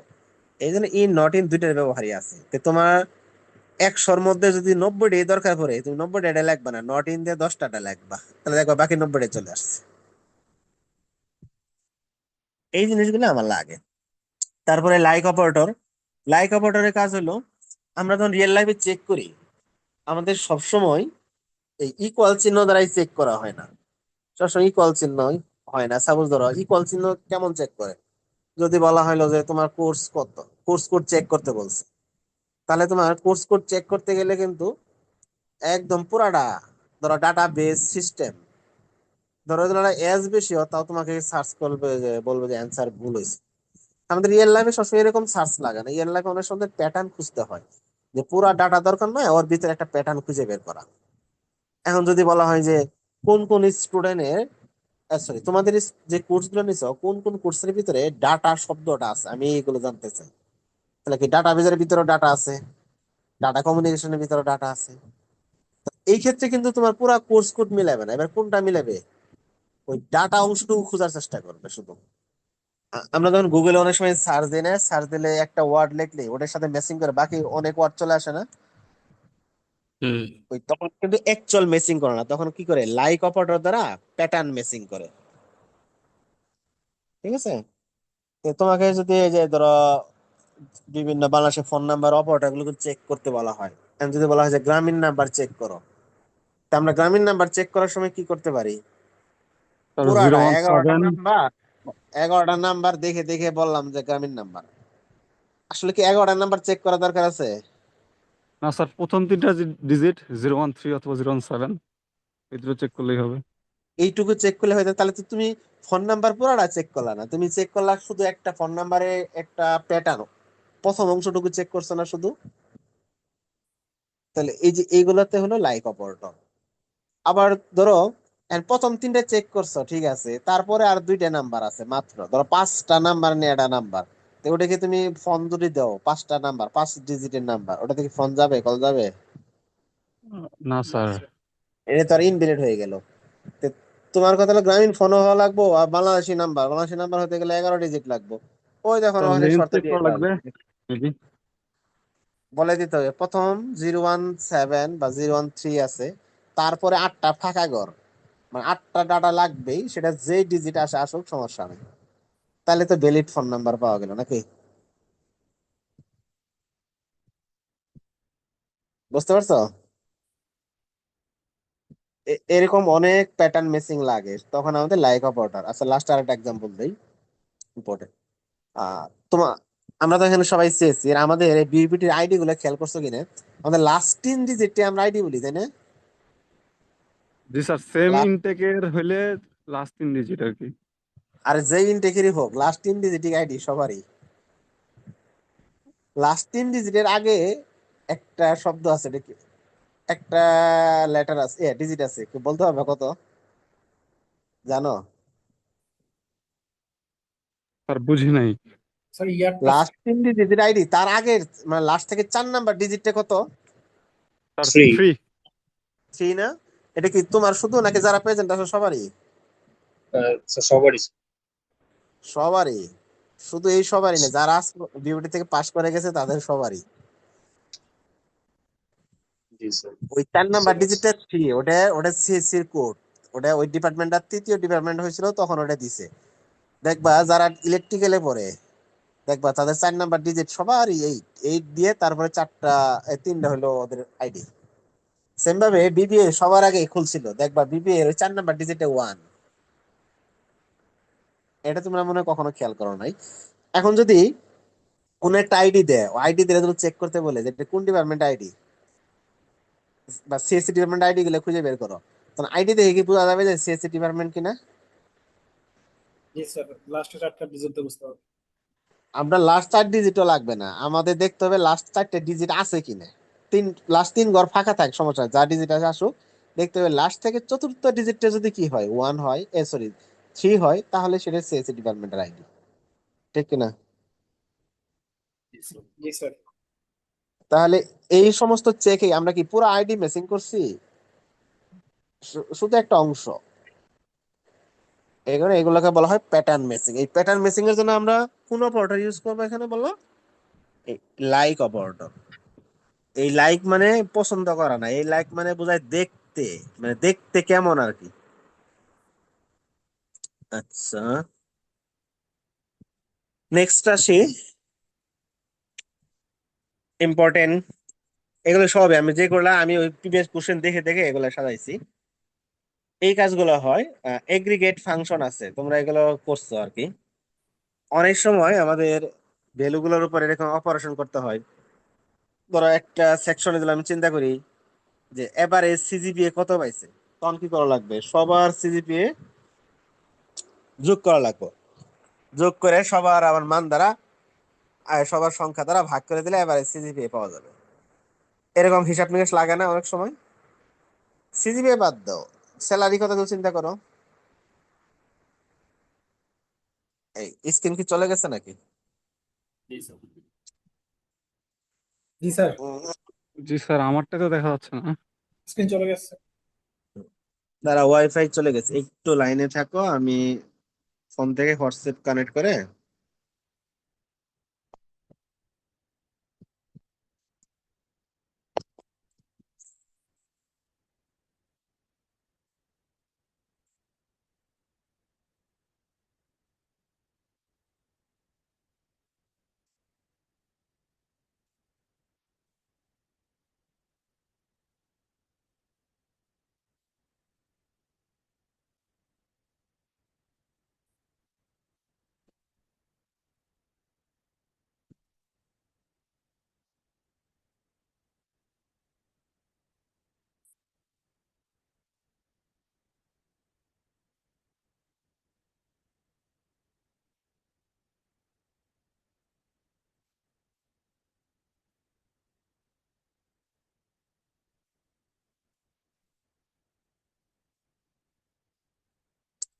আচ্ছা, এখন আসছে? জি জি স্যার। স্যার, দেখা যাচ্ছে।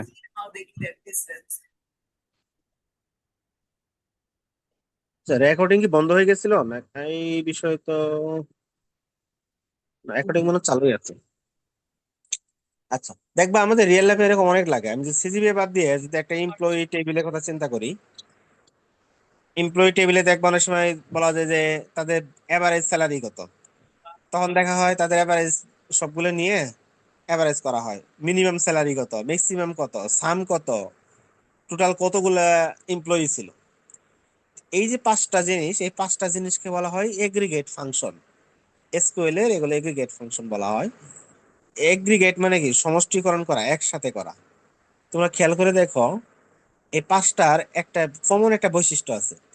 ধরো একটা টেবিলে 20 জন এমপ্লয়ি আছে, তুমি চাচ্ছ তাদের একটা এভারেজ স্যালারি বের করবা। এখন তুমি যদি এভারেজ স্যালারি বের করতে চাও, তাহলে ইনপুট কয়টা স্যালারি নিতে হবে 20 জনের এভারেজ করতে গেলে? ইনপুট হিসেবে কয়টা স্যালারি নেবা? দুইটা, তিনটা, নাকি 20টাই? 20টে। 20টা নেওয়া লাগবে না? 20টা নিয়ে যোগ করতে হবে, যোগ করে 20 দ্বারা ভাগ করবা, ভাগ করলে আউটপুট কয়টা পাবা? এভারেজ কয়টা এভারেজ পাবা? একটা। একটা। তাহলে এটা বৈশিষ্ট্য বোঝা গেল কি?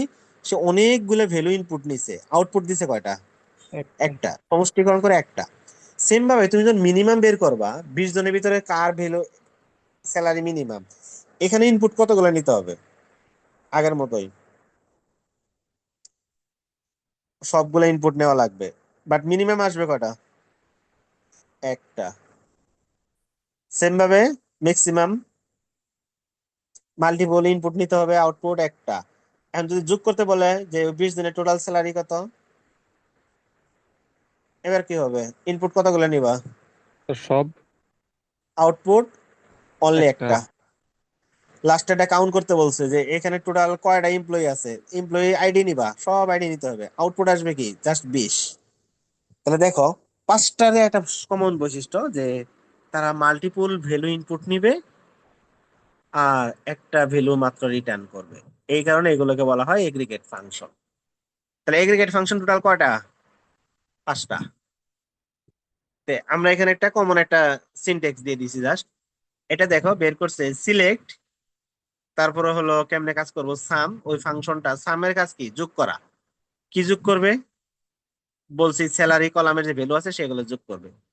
এখন তুমি এটা রান করবা, দেখবা এই সাম স্যালারি নামে একটা নতুন একটা কলাম তোমার কাছে শো করবে। ডাটাবেসে চেঞ্জ হবে না, খালি ভিজুয়াল করে এরকম দেখাবে।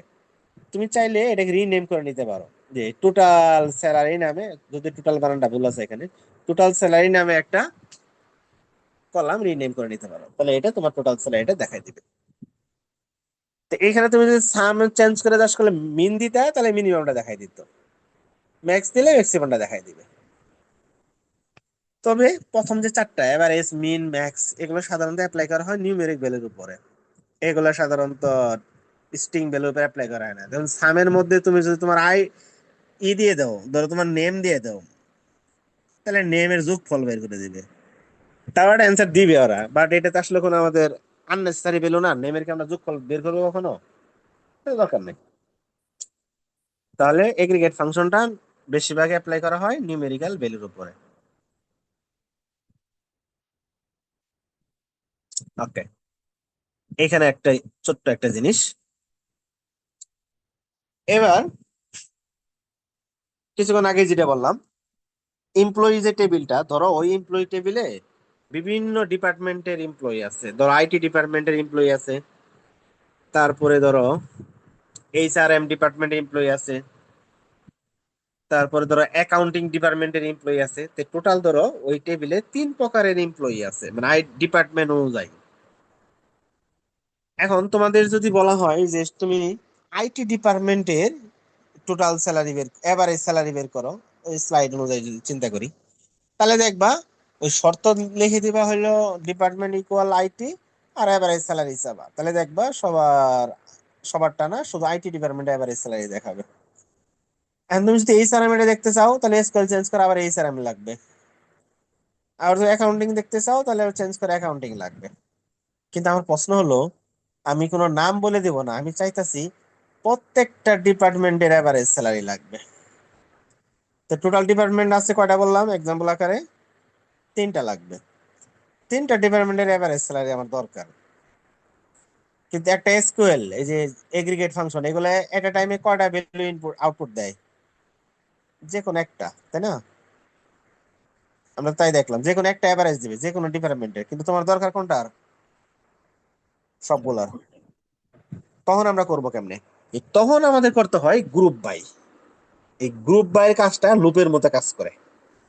দেখো, প্রথমটুকু দেখো, এখানে কি করছে, যে বলছি যে সিলেক্ট এভারেজ স্যালারি, সে এভারেজ স্যালারি বের করবে ফ্রম এমপ্লয়ি থেকে, এমপ্লয়ি টেবিল থেকে। And কার এইটু যদি রান করি, তাহলে একদম সবারটা বের করবে। পাশে যদি একটা শর্ত দিতাম যে ডিপার্টমেন্ট ইকুয়াল আইটি, তাহলে আইটিরটা করতো। ওটা না করে আমরা যেটা বলছি যে গ্রুপ বাই ডিপার্টমেন্ট, ইম্পর্টেন্ট একটা জিনিস। আমি কম্পিউটারকে বুঝাই দিলাম, এখানে যতগুলো ডিপার্টমেন্ট আছে ডিপার্টমেন্ট গুলো গ্রুপ করে ফেলো। সে গ্রুপ করতে গিয়ে প্রথমে দেখলো আইটি ডিপার্টমেন্ট আছে, তাহলে যতগুলো আইটি আছে সেটা একটা গ্রুপ বানায় ওই ডিপার্টমেন্টের একটা এভারেজ বের করবে। তারপরে দেখবে আইটি ছাড়া আরো ডিপার্টমেন্ট আছে কিনা। আরেকটা পাইলো অ্যাকাউন্টিং, কথার কথা, সেটা একটা গ্রুপ বানাবে। এরপরে পাইলো ধরো এইচআরএম, আরেকটা গ্রুপ বানাবে। তার মানে এখানে ইউনিক ইউনিক যতগুলো ডিপার্টমেন্ট থাকবে প্রত্যেকটা ডিপার্টমেন্টকে সে গ্রুপ করে করে আউটপুট দিয়ে দিবে। যদি 5 রকমের ডিপার্টমেন্ট পা, তাহলে সে 5টা আউটপুট দিবে। বুঝতে পারছো গ্রুপ বাইয়ের কাজটা কি? এইভাবে গ্রুপ বাই কাজটা করে। সেকেন্ড স্পেলে যে এক্সাম্পলটা দেওয়া আছে, এরপরে আরো ক্রিটিক্যাল অনেক সময় চাইতে পারি। যেমন এই যে আমি 3টা ডিপার্টমেন্টের কথা বললাম, এইচআরএম, তারপরে হলো তোমার আইটি, অ্যাকাউন্টিং। আমি প্রত্যেক ডিপার্টমেন্টের জাস্ট এভারেজটা বের করলাম। এখন আবার বললাম যে যেই ডিপার্টমেন্টের এভারেজ স্যালারি 40,000-এর চেয়ে বেশি, ওই ওই ডিপার্টমেন্টের এভারেজ স্যালারি বের করো। তোমাকে যদি ম্যানুয়ালি করতে দেওয়া হয়তো তুমি কেমনে করতা? এভারেজ বের না করে কি করা পসিবল? তুমি তো জানো না কার এভারেজ 40,000-এর চেয়ে বেশি, তখন তুমি ফার্স্ট কাজ কি করবা? যতগুলা অ্যাভারেজ ডিপার্টমেন্ট বের আছে, করবো। মানে যতগুলা ডিপার্টমেন্ট আছে প্রত্যেকটা ডিপার্টমেন্টের আগে এভারেজ বের করবা। তারপরে দেখবা যার যার এভারেজ 40-এর চেয়ে কম্পেয়ার বেশি, করবো স্যার। তারপরে এই কাজটা করবা। তার মানে কি, প্রতিটা ডিপার্টমেন্টের এভারেজ তো তোমার আগে বের করা লাগবেই। তার মানে গ্রুপ বাই মাপ নাই, গ্রুপ বাই করা লাগবেই, ঠিক না? গ্রুপ বাই করতেই হবে। এই যে গ্রুপ বাই, গ্রুপ বাই করার পর একটা শর্ত দিব। সেই শর্তটা কি? স্যালারি গ্রেটার দেন 40,000 না, কিন্তু এভারেজ স্যালারি 40,000। কারণ আমি যখন বের করছি গ্রুপ করে করে, সেখানে তো স্যালারি বের করিনি, এভারেজ স্যালারি বের করছি। তাহলে আমি বলতে পারো স্যার আপনি এর আগে শিখাই আসলেন স্যালারি বের করার, সরি, শর্তের জন্য আমরা ইউজ করি হলো কি হয়ার। কিন্তু এখানে কিন্তু হয়ার লেখেন, এখানে কি লেখা আছে? হ্যাভিং। জাস্ট এটা একটু মনে রাখবা, যদি গ্রুপ বাই করার পরে কোনো শর্ত অ্যাপ্লাই করা হয় তখন সেটা হয়ার কাজ করে না, তখন ইউজ করতে হয় হ্যাভিং। এই হ্যাভিং মানে হলো শর্ত বুঝাইছে। তাহলে প্রথমে গ্রুপ বাই করছে, প্রত্যেক ডিপার্টমেন্টের এভারেজ স্যালারি বের করছে, তারপর শর্ত দিছি যাদের হ্যাভিং আছে এভারেজ স্যালারি 40,000-এর চেয়ে বেশি তাদেরটা। ওকে, লাস্ট ওয়ান আবার লাগে হলো সাব কোয়ারি। সাব কোয়ারি মানে হলো কি, একটা কোয়ারির ভিতরে আরেকটা কোয়ারি। তোমাদের একটা নর্মাল এক্সাম্পল, তো এখানের এক্সাম্পল না।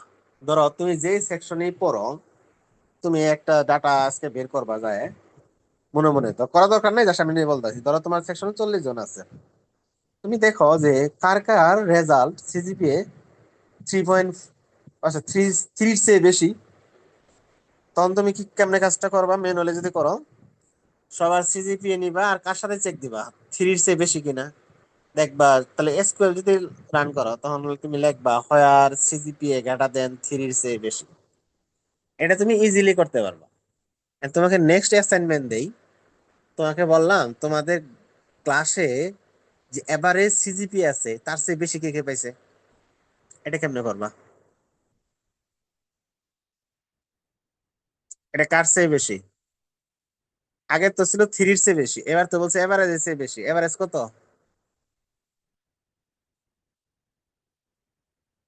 তুমি কি জানো? অ্যাভারেজ বের করে নিতে হবে স্যার। এভারেস্ট তোমার মূল কোয়ারি আছে যে সিজিপিএ গ্রেটার দেন, আগে বলছিলা সিজিপিএ গ্রেটার দেন 3, এবার কি লিখবা? CGPA greater than average. Average তুমি জানো না? তাহলে স্যার সিজিপিএ গ্রেটার সিলেক্ট দেনের পরে হচ্ছে কি লিখতে হবে? সিলেক্ট অ্যাভারেজ ফ্রম ওই কলামটার নাম মেবি। ওই গ্রেটার দেন যখন বলছি, ধরো সিজিপিএ গ্রেটার দেনের পরে একটা ভ্যালু দরকার, সেই ভ্যালুটা আমরা জানি না। তাহলে ওইখানে আমাদের আরেকটা স্কোয়ার লাগবে, সাব একটা স্কোয়ার লাগবে। ওই স্কোয়ারের কাজ কি করবে? এভারেজটা বের করে দেবে। আমরা যেমন ধরো সি প্রোগ্রামিং এ ফাংশন কাজ করছি না, বিশেষ করে তোমরা যখন করছো ওই যে প্রাইম নাম্বার বের করছো, মূল ফাংশন থেকে প্রাইম নাম্বার নামে একটা ফাংশনকে কল করছো না? ওই ফাংশনই তো তোমাকে ভ্যালু রিটার্ন দিছে, তারপর তো মূল ফাংশনটা কাজ করছে। তো এসকিউএল ওরকমই কাজ। এই দেখো প্রথমটাই দেখো, প্রথমে কি বলা আছে? সিলেক্ট স্টার সামথিং, যাই কিছু হোক। স্টার মানে কি বোঝাইতেছে? ওই এমপ্লয়ির সব কলামে সিলেক্ট করবে ফ্রম হয়ার কি দিছে? হয়ার এবার বলছে স্যালারি গ্রেটার দেন। তুমি যদি স্যালারি গ্রেটার দেন 50,000 দিতা, তাহলে তো 50,000-এর বেশি যাদের স্যালারি তাদেরটা দেখাইতো। কিন্তু ওইখানে আরেকটা স্কুল দেওয়া আছে, ওই স্কুলের কাজ কি? ব্র্যাকেটের ভিতরে আরেকটা স্কুল আছে, স্যার ওইটাই সিলেক্ট। অ্যাভারেজ বের করবে। ওটাই অ্যাভারেজ বের করবে। তাহলে কি ওই ওই ছোট স্কুলটা আগে কাজ করলো না? ওটাই হলো এটা কি সাব কোয়ারি। ওই ছোট স্কুলটা আগে অ্যাভারেজ বের করে আনবে, ওই ভ্যালুটা বসালে তারপরে পরে বাইরের মেনটা কাজ করবে। তাহলে কোয়ারির ভিতরে যদি এরকম আমাদের ভ্যালু না থাকে, এডিশনাল আরেকটা কোয়ারি এড করতে হয়, তখন আমরা এইভাবে কাজ করি, সেটাকে বলা হয় সাব কোয়ারি। ওকে। অনেক সময় হয়ে গেছে, আর একটু কোয়ারি দেখায় আমরা কোশ্চেন সলভিং এ যাবো। আচ্ছা, জয়েন তো অলমোস্ট আমরা এর আগে জয়েন করছি। টেবিল যখন আমরা কানেক্ট করি তখন আমাদের অবশ্যই জয়েন লাগেই। সেটা আমরা ওখানে লিখতাম যে কমা দিয়ে দিয়ে লিখতাম। এর বাইরে আর কিছু জয়েন আছে, আমরা সব ইনার জয়েন লিখি। তা আমরা আগে যেখানে এরকম করে লিখতাম যে স্টুডেন্ট কমা কোর্স কমা টিচার, এই কমা না নিয়ে ওই জায়গাতে আমরা জাস্ট লিখবো student inner join course inner join, এরকম করে জয়েন জয়েন লিখতে হয়। কিন্তু পার্থক্য হলো, যখন আমরা ওই কমা দিয়ে দিয়ে লিখি তখন শর্তের জন্য লিখতে হয় হয়ার, বাট যখন আমরা ইনার জয়েন লিখবো তখন শর্তের জন্য লিখতে হবে অন। এই তো পার্থক্য আর কি। আর ন্যাচারাল জয়েন, এর কাজই জয়েন করা। ন্যাচারাল জয়েনে আমাদের আর শর্ত লিখতে হয় না, জাস্ট যদি ন্যাচারাল জয়েন লিখে দিই, ওই দুইটা টেবিলের ভিতর থেকে যে কমন কলাম আছে তার উপর বেস করে সে জয়েনটা করে নেয়। আচ্ছা, এইগুলোতে অনেক কোশ্চেন আসে। Outer join, self join. জয়েনে কি করে? সাধারণত দুইটা টেবিলের মাঝখানে যেগুলো কমন ভ্যালু পায় সেগুলো সে নিয়ে নেয়। জয়েনে সাধারণত এই কাজটা করে, inner join, natural join, Cartesian join, যাই বলি না কেন। আর আউটার জয়েন যেটা করে, দুইটার ভিতর থেকে একটা থেকে ফুল নেয় আর একটা থেকে আনসিক নেয়। নামগুলো দেখো, লেফট আউটার জয়েন। তো তুমি যখন লেফট আউটার জয়েন লিখবা, দুই পাশে দুটো টেবিল, দেখবা লেফট সাইডের টেবিলের কমন আনকমন সব ভ্যালু নিয়ে নিবে, বাট রাইট সাইড থেকে শুধু কমন ভ্যালু নেবে। আর রাইট আউটার জয়েন যখন লিখবা, রাইটের টেবিল থেকে সব নিয়ে নিবে কমন আনকমন, আর লেফটেরটা থেকে শুধু কমনটা নেবে। আর ফুল আউটার জয়েন হলো left outer join right outer জয়েনকে মার্জ করে ফুল আউটার জয়েন করে। আর সেলফ জয়েন জয়েন করতে গেলে তো দুটো টেবিল লাগে। আর সেলফ জয়েন করতে গেলে নিজের টেবিলের সাথে নিজের টেবিলে, তখন নিজের টেবিলটাকে রিনেম করে নিজের টেবিলের সাথে নিজের টেবিলে জয়েন করে ফেলে। তো এখানে এক্সাম্পল দেওয়া আছে, এই যে দুইটা টেবিল দেওয়া আছে, এই টেবিলে জাস্ট এই যে এই চিহ্ন দ্বারা ন্যাচারাল জয়েন বোঝা, শুধু কমন গুলো নিয়ে নিছে। আর রাউটার জয়েন এই দেখো ছোট্ট কথা, আংশিক বোঝানোর জন্য, কোনো স্পেল দেওয়া নাই। লেফট আউটার জয়েন হলে লেফট টেবিল থেকে পুরো অংশটুকু নিয়ে নিবে, আর রাইট টেবিল থেকে লেফটের সাথে যতটুকু মিল ছিল শুধু কমনটুকু। আর রাইট টেবিল মানে রাইটের পাশ থেকে পুরোটাই নেবে। আর লেফট ফুল আউটার জয়েন করলে দুটাই একসাথে ওভারল্যাপ করে ফেলে। আর সেলফ জয়েন একই টেবিলের ভিন্ন নাম, ধরো এই একটা টেবিল একটা ধরো একই টেবিল, তখন তোমার রিনেম করে নিতে হবে। এই টেবিলের নাম দিলে R1, এটার নাম তখন রিনেম করে R2 লিখে ওরা নিজের সাথে নিজের জয়েন করতে হবে, তখন সেটাকে বলতেছে সেলফ জয়েনার। ওকে, আমরা প্র্যাকটিসে যাওয়ার আগে এখানে কটা কাজ দিচ্ছি, দেখলাম আমরা একটু পারি কিনা। তোমরা একটু হেল্প করো, আমি করে দিচ্ছি। আহ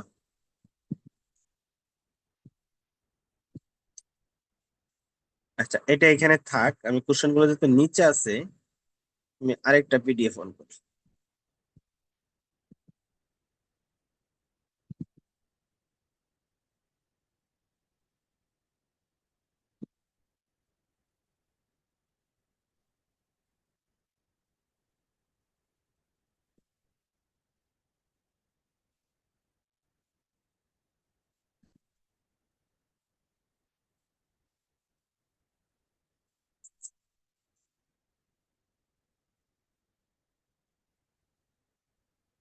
আচ্ছা, ওটা অন হোক। আমরা একটু এই 5 মিনিটে দুই তিনটা সলভ করে তারপর আমরা কোশ্চেন প্যাটার্নে যাই। দেখো এখানে স্কিমা স্কিমা বলতে ডাটাবেজের একটা স্ট্রাকচার দেওয়া আছে। আমার দেওয়া আছে, দেখো টোটাল 6টা টেবিল আছে। কাস্টমার টেবিলে শুধু কাস্টমার আইডি আর নেম আছে। অ্যাকাউন্ট টেবিলে অ্যাকাউন্টের তথ্য আছে। লোন টেবিলে লোনের তথ্য, ডিপোজিটের তথ্য আছে। ডিপোজিট টেবিলে বড় ব্রাঞ্চ। একটু যখন আমরা টেবিলে কাজ করব তখন আমাদের অবশ্যই জানতে হবে কার সাথে কার কানেকশন, কোন টেবিলের সাথে কোন টেবিলে রিলেশন আছে।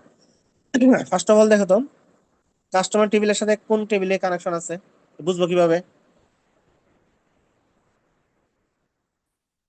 ফরেন কি দিয়ে ভেরিয়েবল গুলো সেম থাকবে, আইডি নেম যদি ভেরিয়েবল আমাদের আইডি দেখে চিনতে হবে। হ্যাঁ, আমাদের আইডি দেখে চিনতে হবে। সাপোজ ধরো এই যে কাস্টমার টেবিলে আইডি হলো কি, সরি প্রাইমারি কি দেখে চিনতে হবে। কাস্টমার টেবিলে আইডি কি, প্রাইমারি কি। ডিপোজিট আর বড় এর সাথে কানেক্টেড। কিন্তু আমরা প্রথম দিয়ে কিন্তু একটু কনফিউশন হয়ে যেতে পারি যে আইডি তো কাস্টমার টেবিলেও আছে, আইডি তো ডিপোজিটেও আছে, আইডি তো বড়তেও আছে। তাহলে প্রাইমারি কি কোন জায়গায়? টেডি শিওর যে এক জায়গায় প্রাইমারি কি, বাকি দুই জায়গায় ফরেন। এটা বুঝবা কেমনে? টেকনিক শিখাই দিই। সেটা হলো, তুমি দেখো কাস্টমার টেবিলে যে প্রাইমারি কি দাগটা কার নিচে দেওয়া আছে? শুধু আইডির নিচে। আর ডিপোজিটে প্রাইমারি কিতে দাগ কার নিচে দেওয়া আছে? দুইটাই। দুটো মিলে। তার মানে এখানে প্রাইমারি কি কয়টা অংশ আছে? দুই অংশ, দুইজনে মিলে প্রাইমারি কি। ডিপোজিটে বড়তেও সেম, দুইজনে মিলে প্রাইমারি কি। আর কাস্টমার টেবিলে আইডি একা একাই প্রাইমারি কি। এ বুঝতে পারছো? তাহলে এরকম যদি ঘটনা হয়, যেখানে দেখবা সে একা একা আছে অথবা কম অংশ আছে, সেটাতেই প্রাইমারি কি, বাকিগুলোতে ফরেন কি। তাহলে দেখা গেল এখানে দুইটা মিলে আছে, এখানে দুইটা মিলে। আর কাস্টমার টেবিলে সে একা আছে, সো কাস্টমার টেবিলেই সে কি আকারে আছে? প্রাইমারি কি। আর ডিপোজিটে আছে ফরেন কি আকারে, বড়তেও আছে ফরেন কি আকারে। স্যার একটা টেবিলের কি দুই তিনটা মানে একের অধিক প্রাইমারি কি হতে পারে? না না, প্রাইমারি কিন্তু একটা। একটা টেবিলে একটা মাত্র প্রাইমারি কি। তুমি মনে হয় যে ডিপোজিটের কথা বলতেছো, কিন্তু দুইটা প্রাইমারি কি না বাবা, একটাই প্রাইমারি কি। কিন্তু একজন পারে না, দুইটা ভ্যালু মিলে প্রাইমারি কি। আচ্ছা, এটা মানে হলো, ধরো আইডি তো একটা একটা ভ্যালু, এটা মানে বুঝাইতেছে ধরো আইডির মান 10, অ্যাকাউন্টের মান হলো 12। তাহলে 10 আর 12 ভ্যালু মিলে চিন্তা করবে। এরপরে যদি আরেকটা ভ্যালু আসে, ধরো 10 আর 13, তখন সেটা ভিন্ন ভ্যালু। যদি আরেকটা 10 12 আসে, তখন মনে করো সেম ভ্যালু, মানে পেয়ার। তার মানে একাধিক কয়েকটা অ্যাট্রিবিউট মিলে প্রাইমারি কি হতে পারে। হ্যাঁ, একাধিক 3টা 4টা 5টা মিলে হতে পারে। সাপোজ ধরো অনেক সময় এলাকা ভিত্তিক নাম নাম থাকে। ধরো এলাকাতে তো সবার আইডি থাকে না। ধরো কোনো একজন ব্যক্তির নামে কোনো সাহায্য বা অনুদান আছে, অমুক নাম বললো, তো অমুক নামে 3জন দাঁড়াই গেছে। তা তুমি কেমনে আইডেন্টিফাই করবা যে সেই আসলে আসল ব্যক্তি? তখন কি করতে হবে? আরেকটা কলাম এড করলাম যে তার বাবার নাম কি। তাহলে তাকে আমি চেক করার জন্য কি করলাম, তার নাম প্লাস তার বাবার নাম। তাহলে চেক করার জন্য কয়টা কলাম ইউজ করছি? কয়টা বৈশিষ্ট্য? দুইটা। তখন তার বাবার নাম, এখন যদি বাবার নামও মিলে যায়,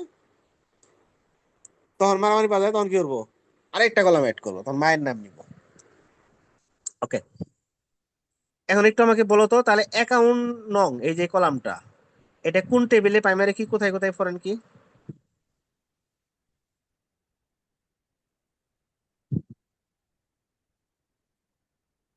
সো প্রাইমারি কি তো হচ্ছে অ্যাকাউন্টেই, আর বাকি সবগুলোতে ফরেন কি যেগুলোতে আছে। আর ডিপোজিটে ফরেন কি আকারে আছে। সেম ভাবে লোন নং, লোন টেবিলে প্রাইমারি কি আর বড়তে ফরেন। আর ব্রাঞ্চ নেম,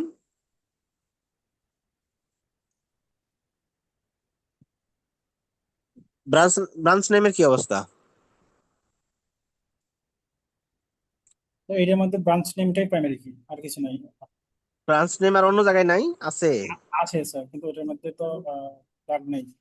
ওখানে তো দাগ থাকবে না, ওইটা হচ্ছে স্যার ফরেন কি। ওইখানে ফরেন কি। তাহলে ব্রাঞ্চ নেমটা দুই জায়গায় ফরেন কি আকারে আছে, লোন টেবিলে ফরেন কি আকার আছে, অ্যাকাউন্ট টেবিলে ফরেন কি আকার আছে।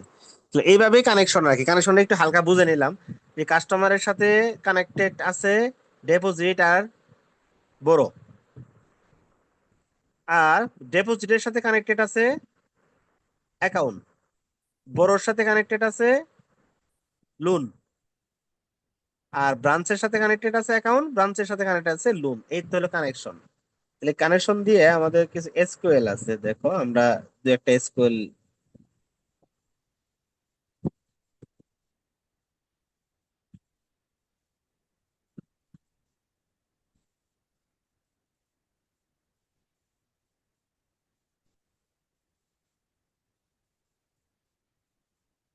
এই যে ছোট ছোট কিছু কোশ্চেন তোমাদের প্র্যাকটিসের জন্য দিয়েছিলাম, আমি এখান থেকে 2 থেকে 3টা কোশ্চেন জাস্ট প্র্যাকটিস করবো।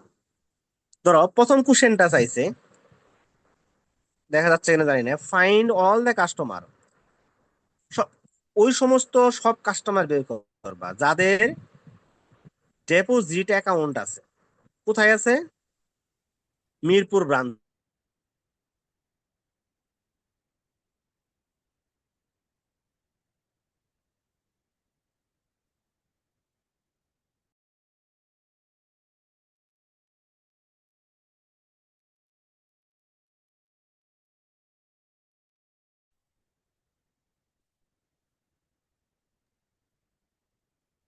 আর কি আটকে গেছে? আমি নেটওয়ার্ক ইস্যু স্যারের।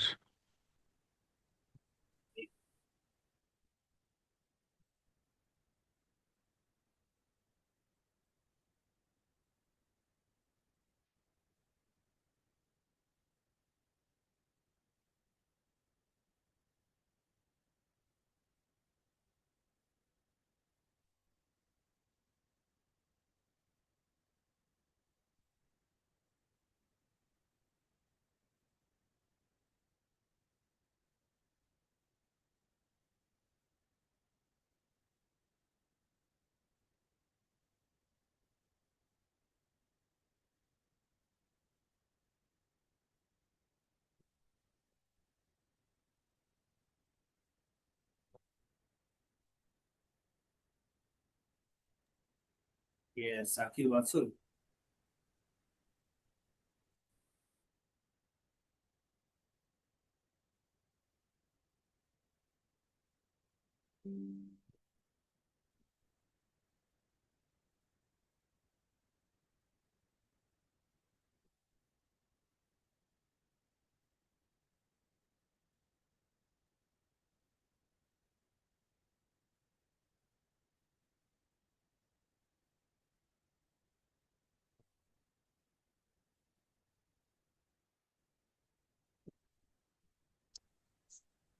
হ্যালো, আমি মনে হয় বিচ্ছিন্ন হয়ে গেছিলাম। এখন কি শুনতে পাচ্ছ তোমরা? এখন জি শোনা স্যার। যাচ্ছে।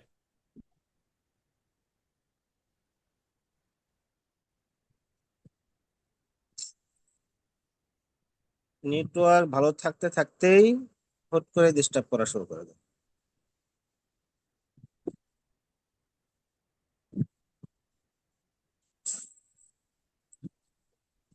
আচ্ছা, আমি তোমাদের এই স্লাইডটা তো দিয়ে দিব, তোমরা পেয়ে যাবা ড্রাইভ থেকে।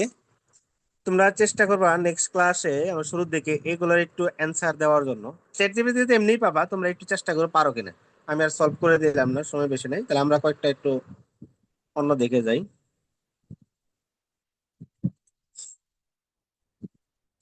এখানে কিছু কোশ্চেন আছে, তোমরা এগুলো সলভ করো। Okay,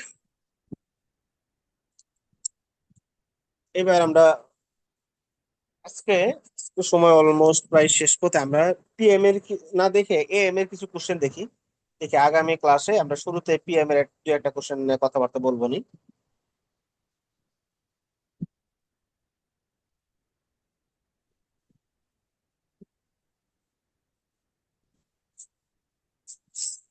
আচ্ছা, 15 নাম্বার কোশ্চেনটা ডাটাবেজের না, এটা অন্য স্ক্রিনশট নেওয়া তো এখান থেকে। আহ এই যে 18 থেকে শুরু আর কি। দেখো আমরা যে থিওরিটিক্যাল পড়লাম এগুলো এমনি এমনি পড়িনি, এর ভিতরে বেশ কিছু জিনিসপত্র এখানে কিছু হইলেও আছে, যদিও এটা রিলেটেড পড়িনি। ফার্স্ট কোশ্চেনটা কি বলছে, যে আমরা যখন ডাটাবেজের কোন একটা ফাংশনের কথা বলছে, যে ফাংশনের কাজটা কি বলতেছে for achieving the protection for data confidentiality. তো বলছে ডাটাবেজের নিচে 3 অপশন দিয়েছে, যে কোন অপশনটা ডাটাবেজের ডাটা কনফিডেন্সিয়ালিটি সে এনশিওর করে। এন্ড ডাটা কনফিডেন্সিয়ালিটি বলতে কি বোঝা যাচ্ছে, ধরো বিবিটি ডাটাবেজে তোমার ডাটা আমার ডাটা সবার ডাটাই আছে না? জি। তোমরা কি আমার ডাটায় যে ঢুকে মানে হ্যাক করে বোঝায় আর কি, ওটা তো আনইথিক্যাল ওয়েতে।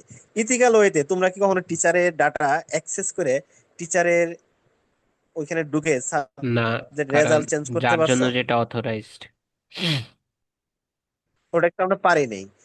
আবার আমরা টিচাররাও চাইলো কি আমার নামে যে 5টা কোর্স অ্যাসাইন করা আছে আমি দুইটা কোর্স বাদ দিলাম, যে এত কোর্স আমি নিব না, আমরা পারছি? পারে নাই। কিন্তু একটা ডাটাবেজে সব ইউজারের ডাটাই আছে, বাট সবার ডাটা সবার কাছে অ্যাক্সেস নাই। এটাই তো ডাটাবেজে কনফিডেন্সিয়ালি এনশিওর করছে। তাহলে এখানে কোনটা মিলতেছে অ্যান্সার হিসাবে? দেখো উপরে কিন্তু অনেক কিছু বলছে। 3 নাম্বার অ্যান্সারে কি বলা আছে, managing the data access right of user. ইউজারের ডাটা অ্যাক্সেসের যে রাইটটা আছে সেটা ম্যানেজ করতে পারলেই তো ডাটা কনফিডেন্সিয়ালি ম্যানেজ হয়ে গেল, তাই না? হুম। এটা দ্বারাই বোঝাইতেছে যে তার মানে যার যে ডাটার অ্যাক্সেস রাইট আছে সেটা দেওয়া মানে কি data confidentiality. Answer number 3, C.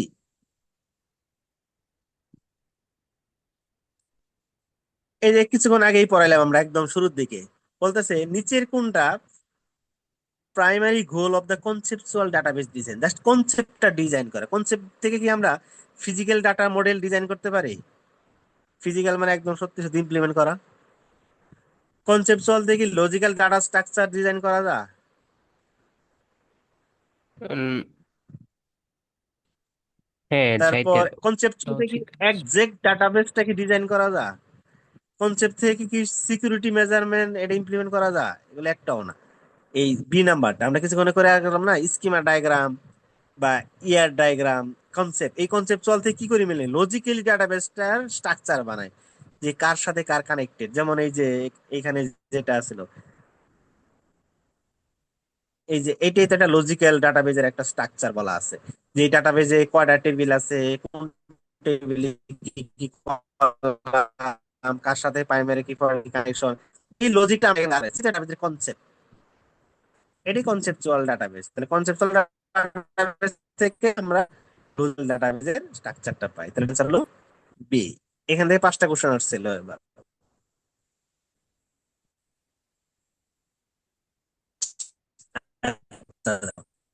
এটা একটু চিন্তা হবে।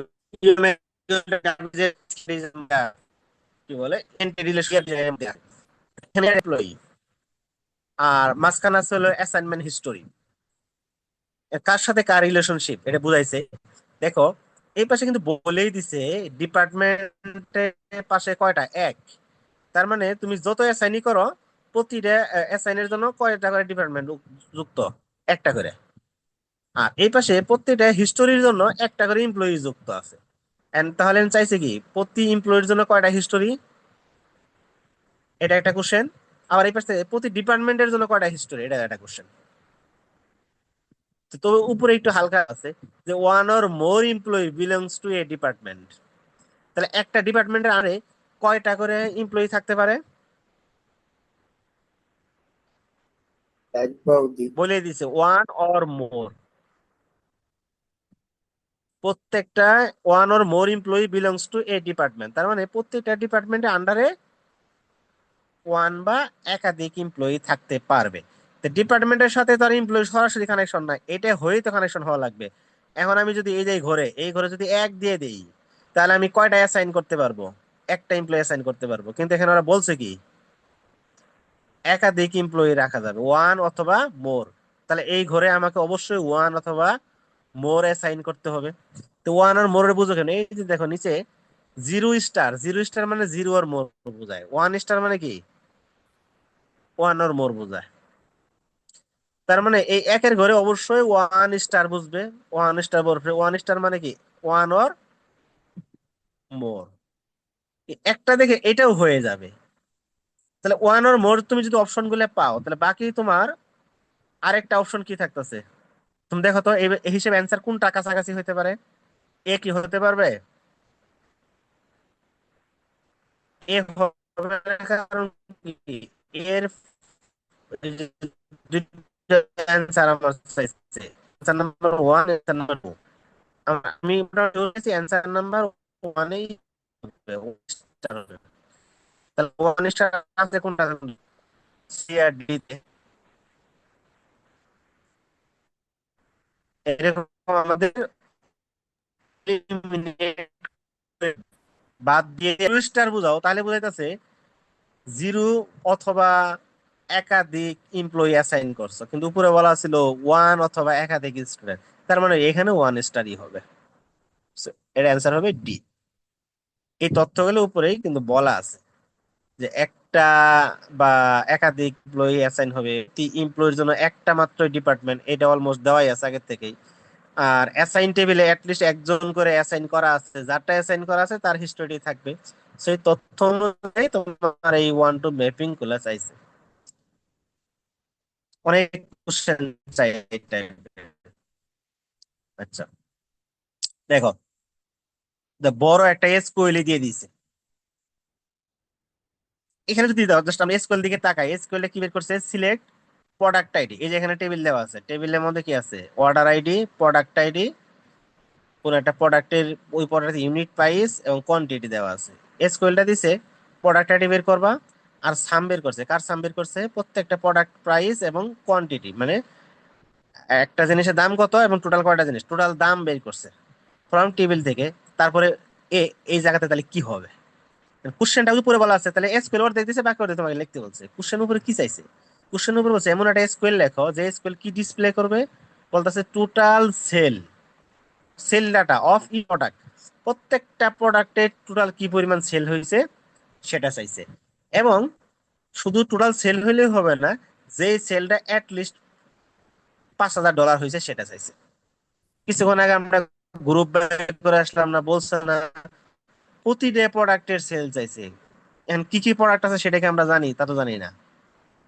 তাহলে আমরা কি করব, গ্রুপ বাই করব। কি অনুযায়ী গ্রুপ করব,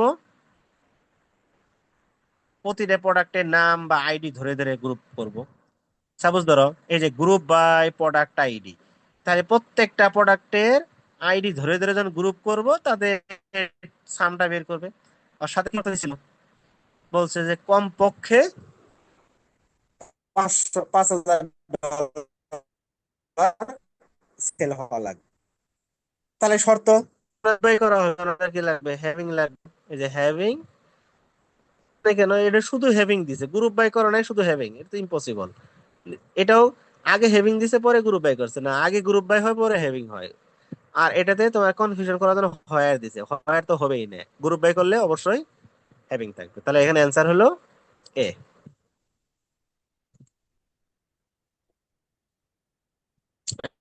এটা একটু অন্য টাইপের, আমি থ্রুটা পড়াই নাই।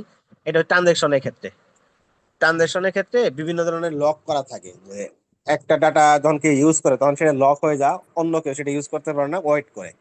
তো বলছে গ্রানুলারিটি লক বলতে বোঝাইতেছে যে একটা টাইমে কি পরিমাণ ডাটা লক করা আছে। তো বলছে এখান থেকে রিলেটেড কোন তথ্যটা সত্য হবে, তাই প্রতিটা পড়তে গেলে অনেক সময় লাগবে, আমি জাস্ট অ্যান্সারটা ব্যাখ্যা করে দেই। তো তুমি গ্রানুলারিটি লক যত বড় বানাবা একটা টাইমে তত বেশি ডাটা লক হয়ে যাবে। ধরো একটা ডাটাবেজে যত ডাটা আছে, তুমি যদি অনেক বেশি ডাটা একই সাথে লক করে দাও, তাহলে অন্য অন্য ট্রানজেকশন যখন অপারেশন করতে যাবে তখন বেশিরভাগ ডাটা ওয়েটিং এ পড়ে যাবে, অনেক ডাটা ওয়েটিং এ পড়ে যাবে। এতে বেশিরভাগ ট্রানজেকশন ওয়েটিং যদি পড়ে, তাহলে তো ট্রানজেকশন বেশি একটা কমপ্লিট হবে না, বেশিরভাগ ট্রানজেকশন ওয়েটিং এ আসতেছে। এতে কি লস হবে, আমার নাম্বার অফ আউটপুটটা কমে যাবে।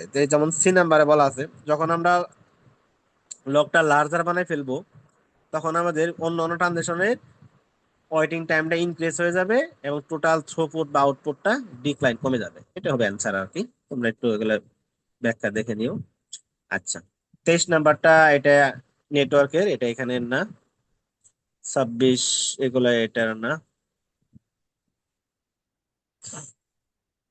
ওকে, এটা অ্যান্সার তোমরা করবা একটু ফাস্ট।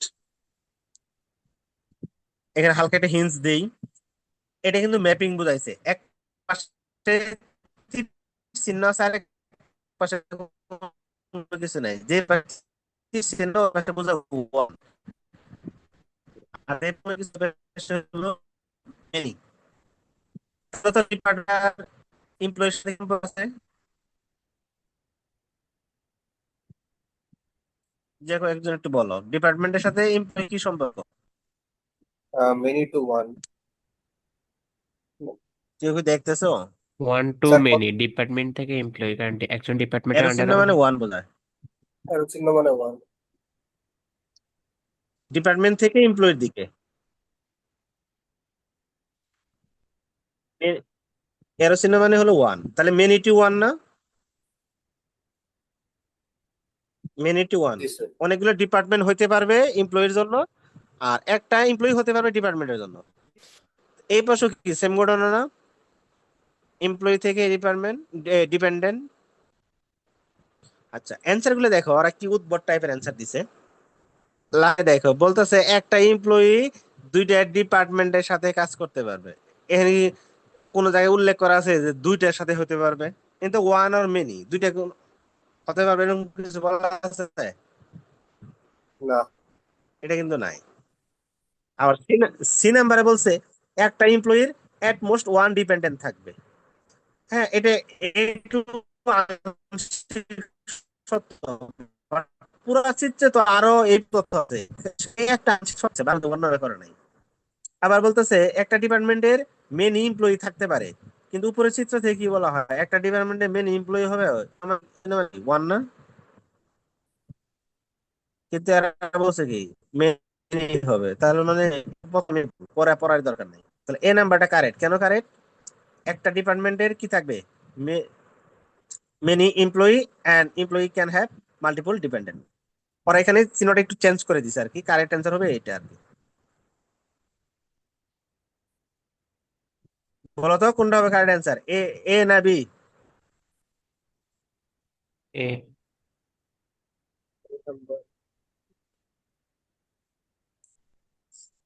তাহলে এগুলো একটু বাসায় দেখতে হবে। তারপরে এটাও দেখো, এই মিনি সেম কাহিনী। এখানে মোর, এই জিরো আর স্টার মানে কি বোঝাইতেছে? মোর। তাহলে এই পাশে জিরো আর মোর, এই পাশে হলো ওয়ান। এটা একটু অন্য টাইপের কোশ্চেন। এটা বলছে যে এই পাশে একটা টেবিল আছে, এই পাশে একটা টেবিল আছে। এই পাশে টেবিলের প্রাইমারি কি হলো যে আইডি লেখা, এই পাশে টেবিলের প্রাইমারি কি আইডি লেখা। এখন এই দুটোর মাঝখানে হলো ক্যাটালগ টেবিল। এই টেবিলে দুইটা কলাম দেওয়া আছে। এখন বলছে এর আরো দুইটা কলাম হবে, কি কি কলাম হইতে পারে সেটা চাইছে। তো দেখো কোশ্চেন কত, কিছু জায়গায় ওই দুইটাই দেওয়া আছে, কিছু জায়গায় একটা অ্যাড করছে। তো সহজ জিনিস তোমরা একটু মনে রাখো যে যখন দুইটা টেবিলকে কানেক্ট করা হয়, ওই মাঝখানে যেটা তার যত কলাম বাই ডিফল্ট দুই পাশের দুইটার যে প্রাইমারি কি আছে সেই দুটো তার নিজের কলাম হিসেবে সেটা ডিফাইন করলো। তার মানে একটা প্রোডাক্ট মাঝখানে আছে, এর দুই পাশে যে দুটো টেবিল আছে, দুই পাশের টেবিলের প্রাইমারি কি কি, এই পাশে প্রোডাক্ট, এই পাশে আছে প্রোডাক্ট আইডি। এই যে দুইটা এই দুইটা প্রাইমারি কি বাই ডিফল্ট মাঝখানে primary। তাহলে স্যার মাঝখানে আপনার কথা টোটাল স্যার, হয়ে যাবে স্যার আপনার কথাটা স্যার চারটা। অস্পষ্ট নিজের আসতেছে। তো দুইটা আছেই।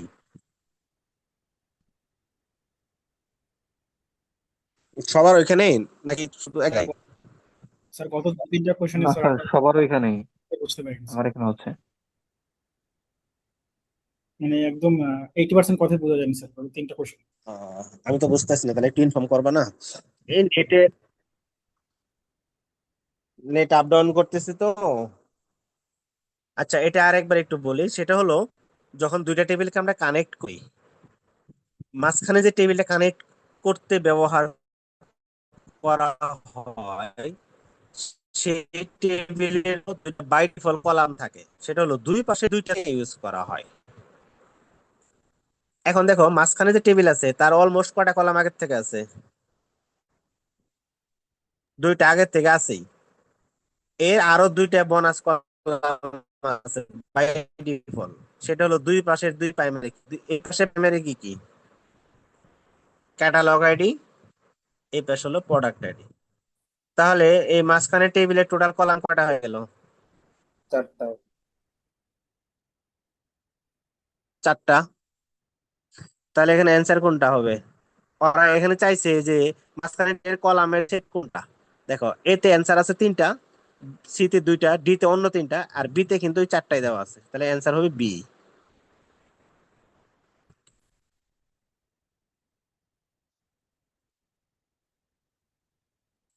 এই যে এখানেও এসকিউএল এর একটা অ্যান্সার দেওয়া আছে।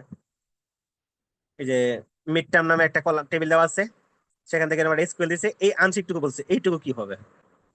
তো এসকিউএল চাইছে যে এভারেজ স্কোর বের করতে হবে প্রতি সাবজেক্টের জন্য, এবং ওই স্কোরটা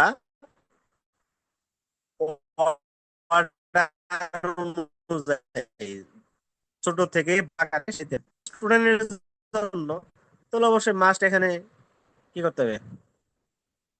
গ্রুপ বাই করা লাগবে।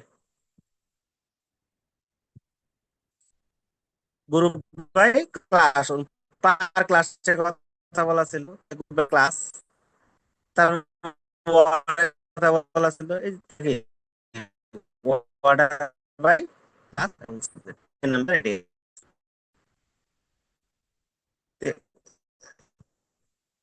ক্লাস আমরা একটু দেখে নিয়ে আছে লাস্ট একটু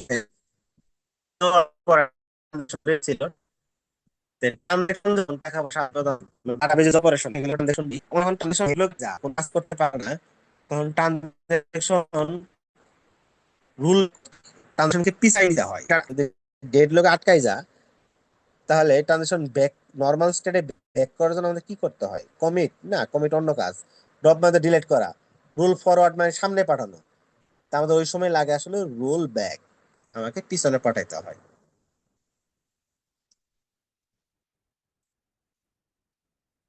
আচ্ছা, এগুলো একটু অন্য কোশ্চেন।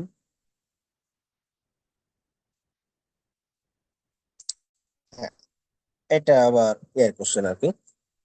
এখানে আরো মোটামুটি মনে হয় 15টার মতো কোশ্চেন দেওয়া আছে। এখন তোমাদের কি ধৈর্য আছে? এগুলোকে দেখবা নাকি স্লাইড দিয়ে দিব, তোমরা এগুলো অ্যান্সার করে দেখে নিবা?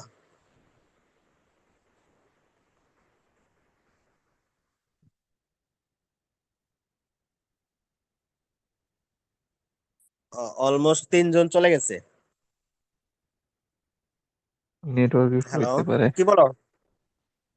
তাহলে দিয়ে দিব তো, স্যার এটা স্লাইড দিয়ে স্যার দিব, আজকে ড্রাইভ ফার্স্ট থেকে, ড্রাইভ থেকে নিয়ে তোমরা এগুলো সলভ করে নিও। হ্যাঁ, এখন আমি তো সিলেক্ট করে দিছি, তোমরা তো এখন প্রিভিয়াস কোশ্চেন দেখবা, সব তো একসাথে আছেই, আর এখানে সিলেক্ট করা আছে, তাহলে ড্রাইভ থেকে এগুলো দেখে নিও।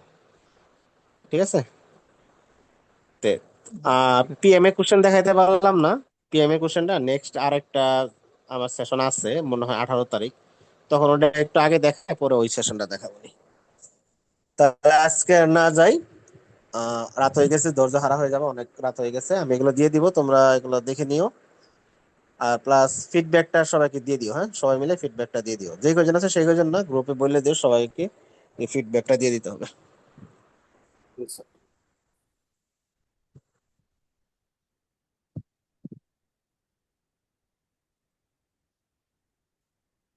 তাহলে তোমরা লিভ নিয়ে নিতে পারো।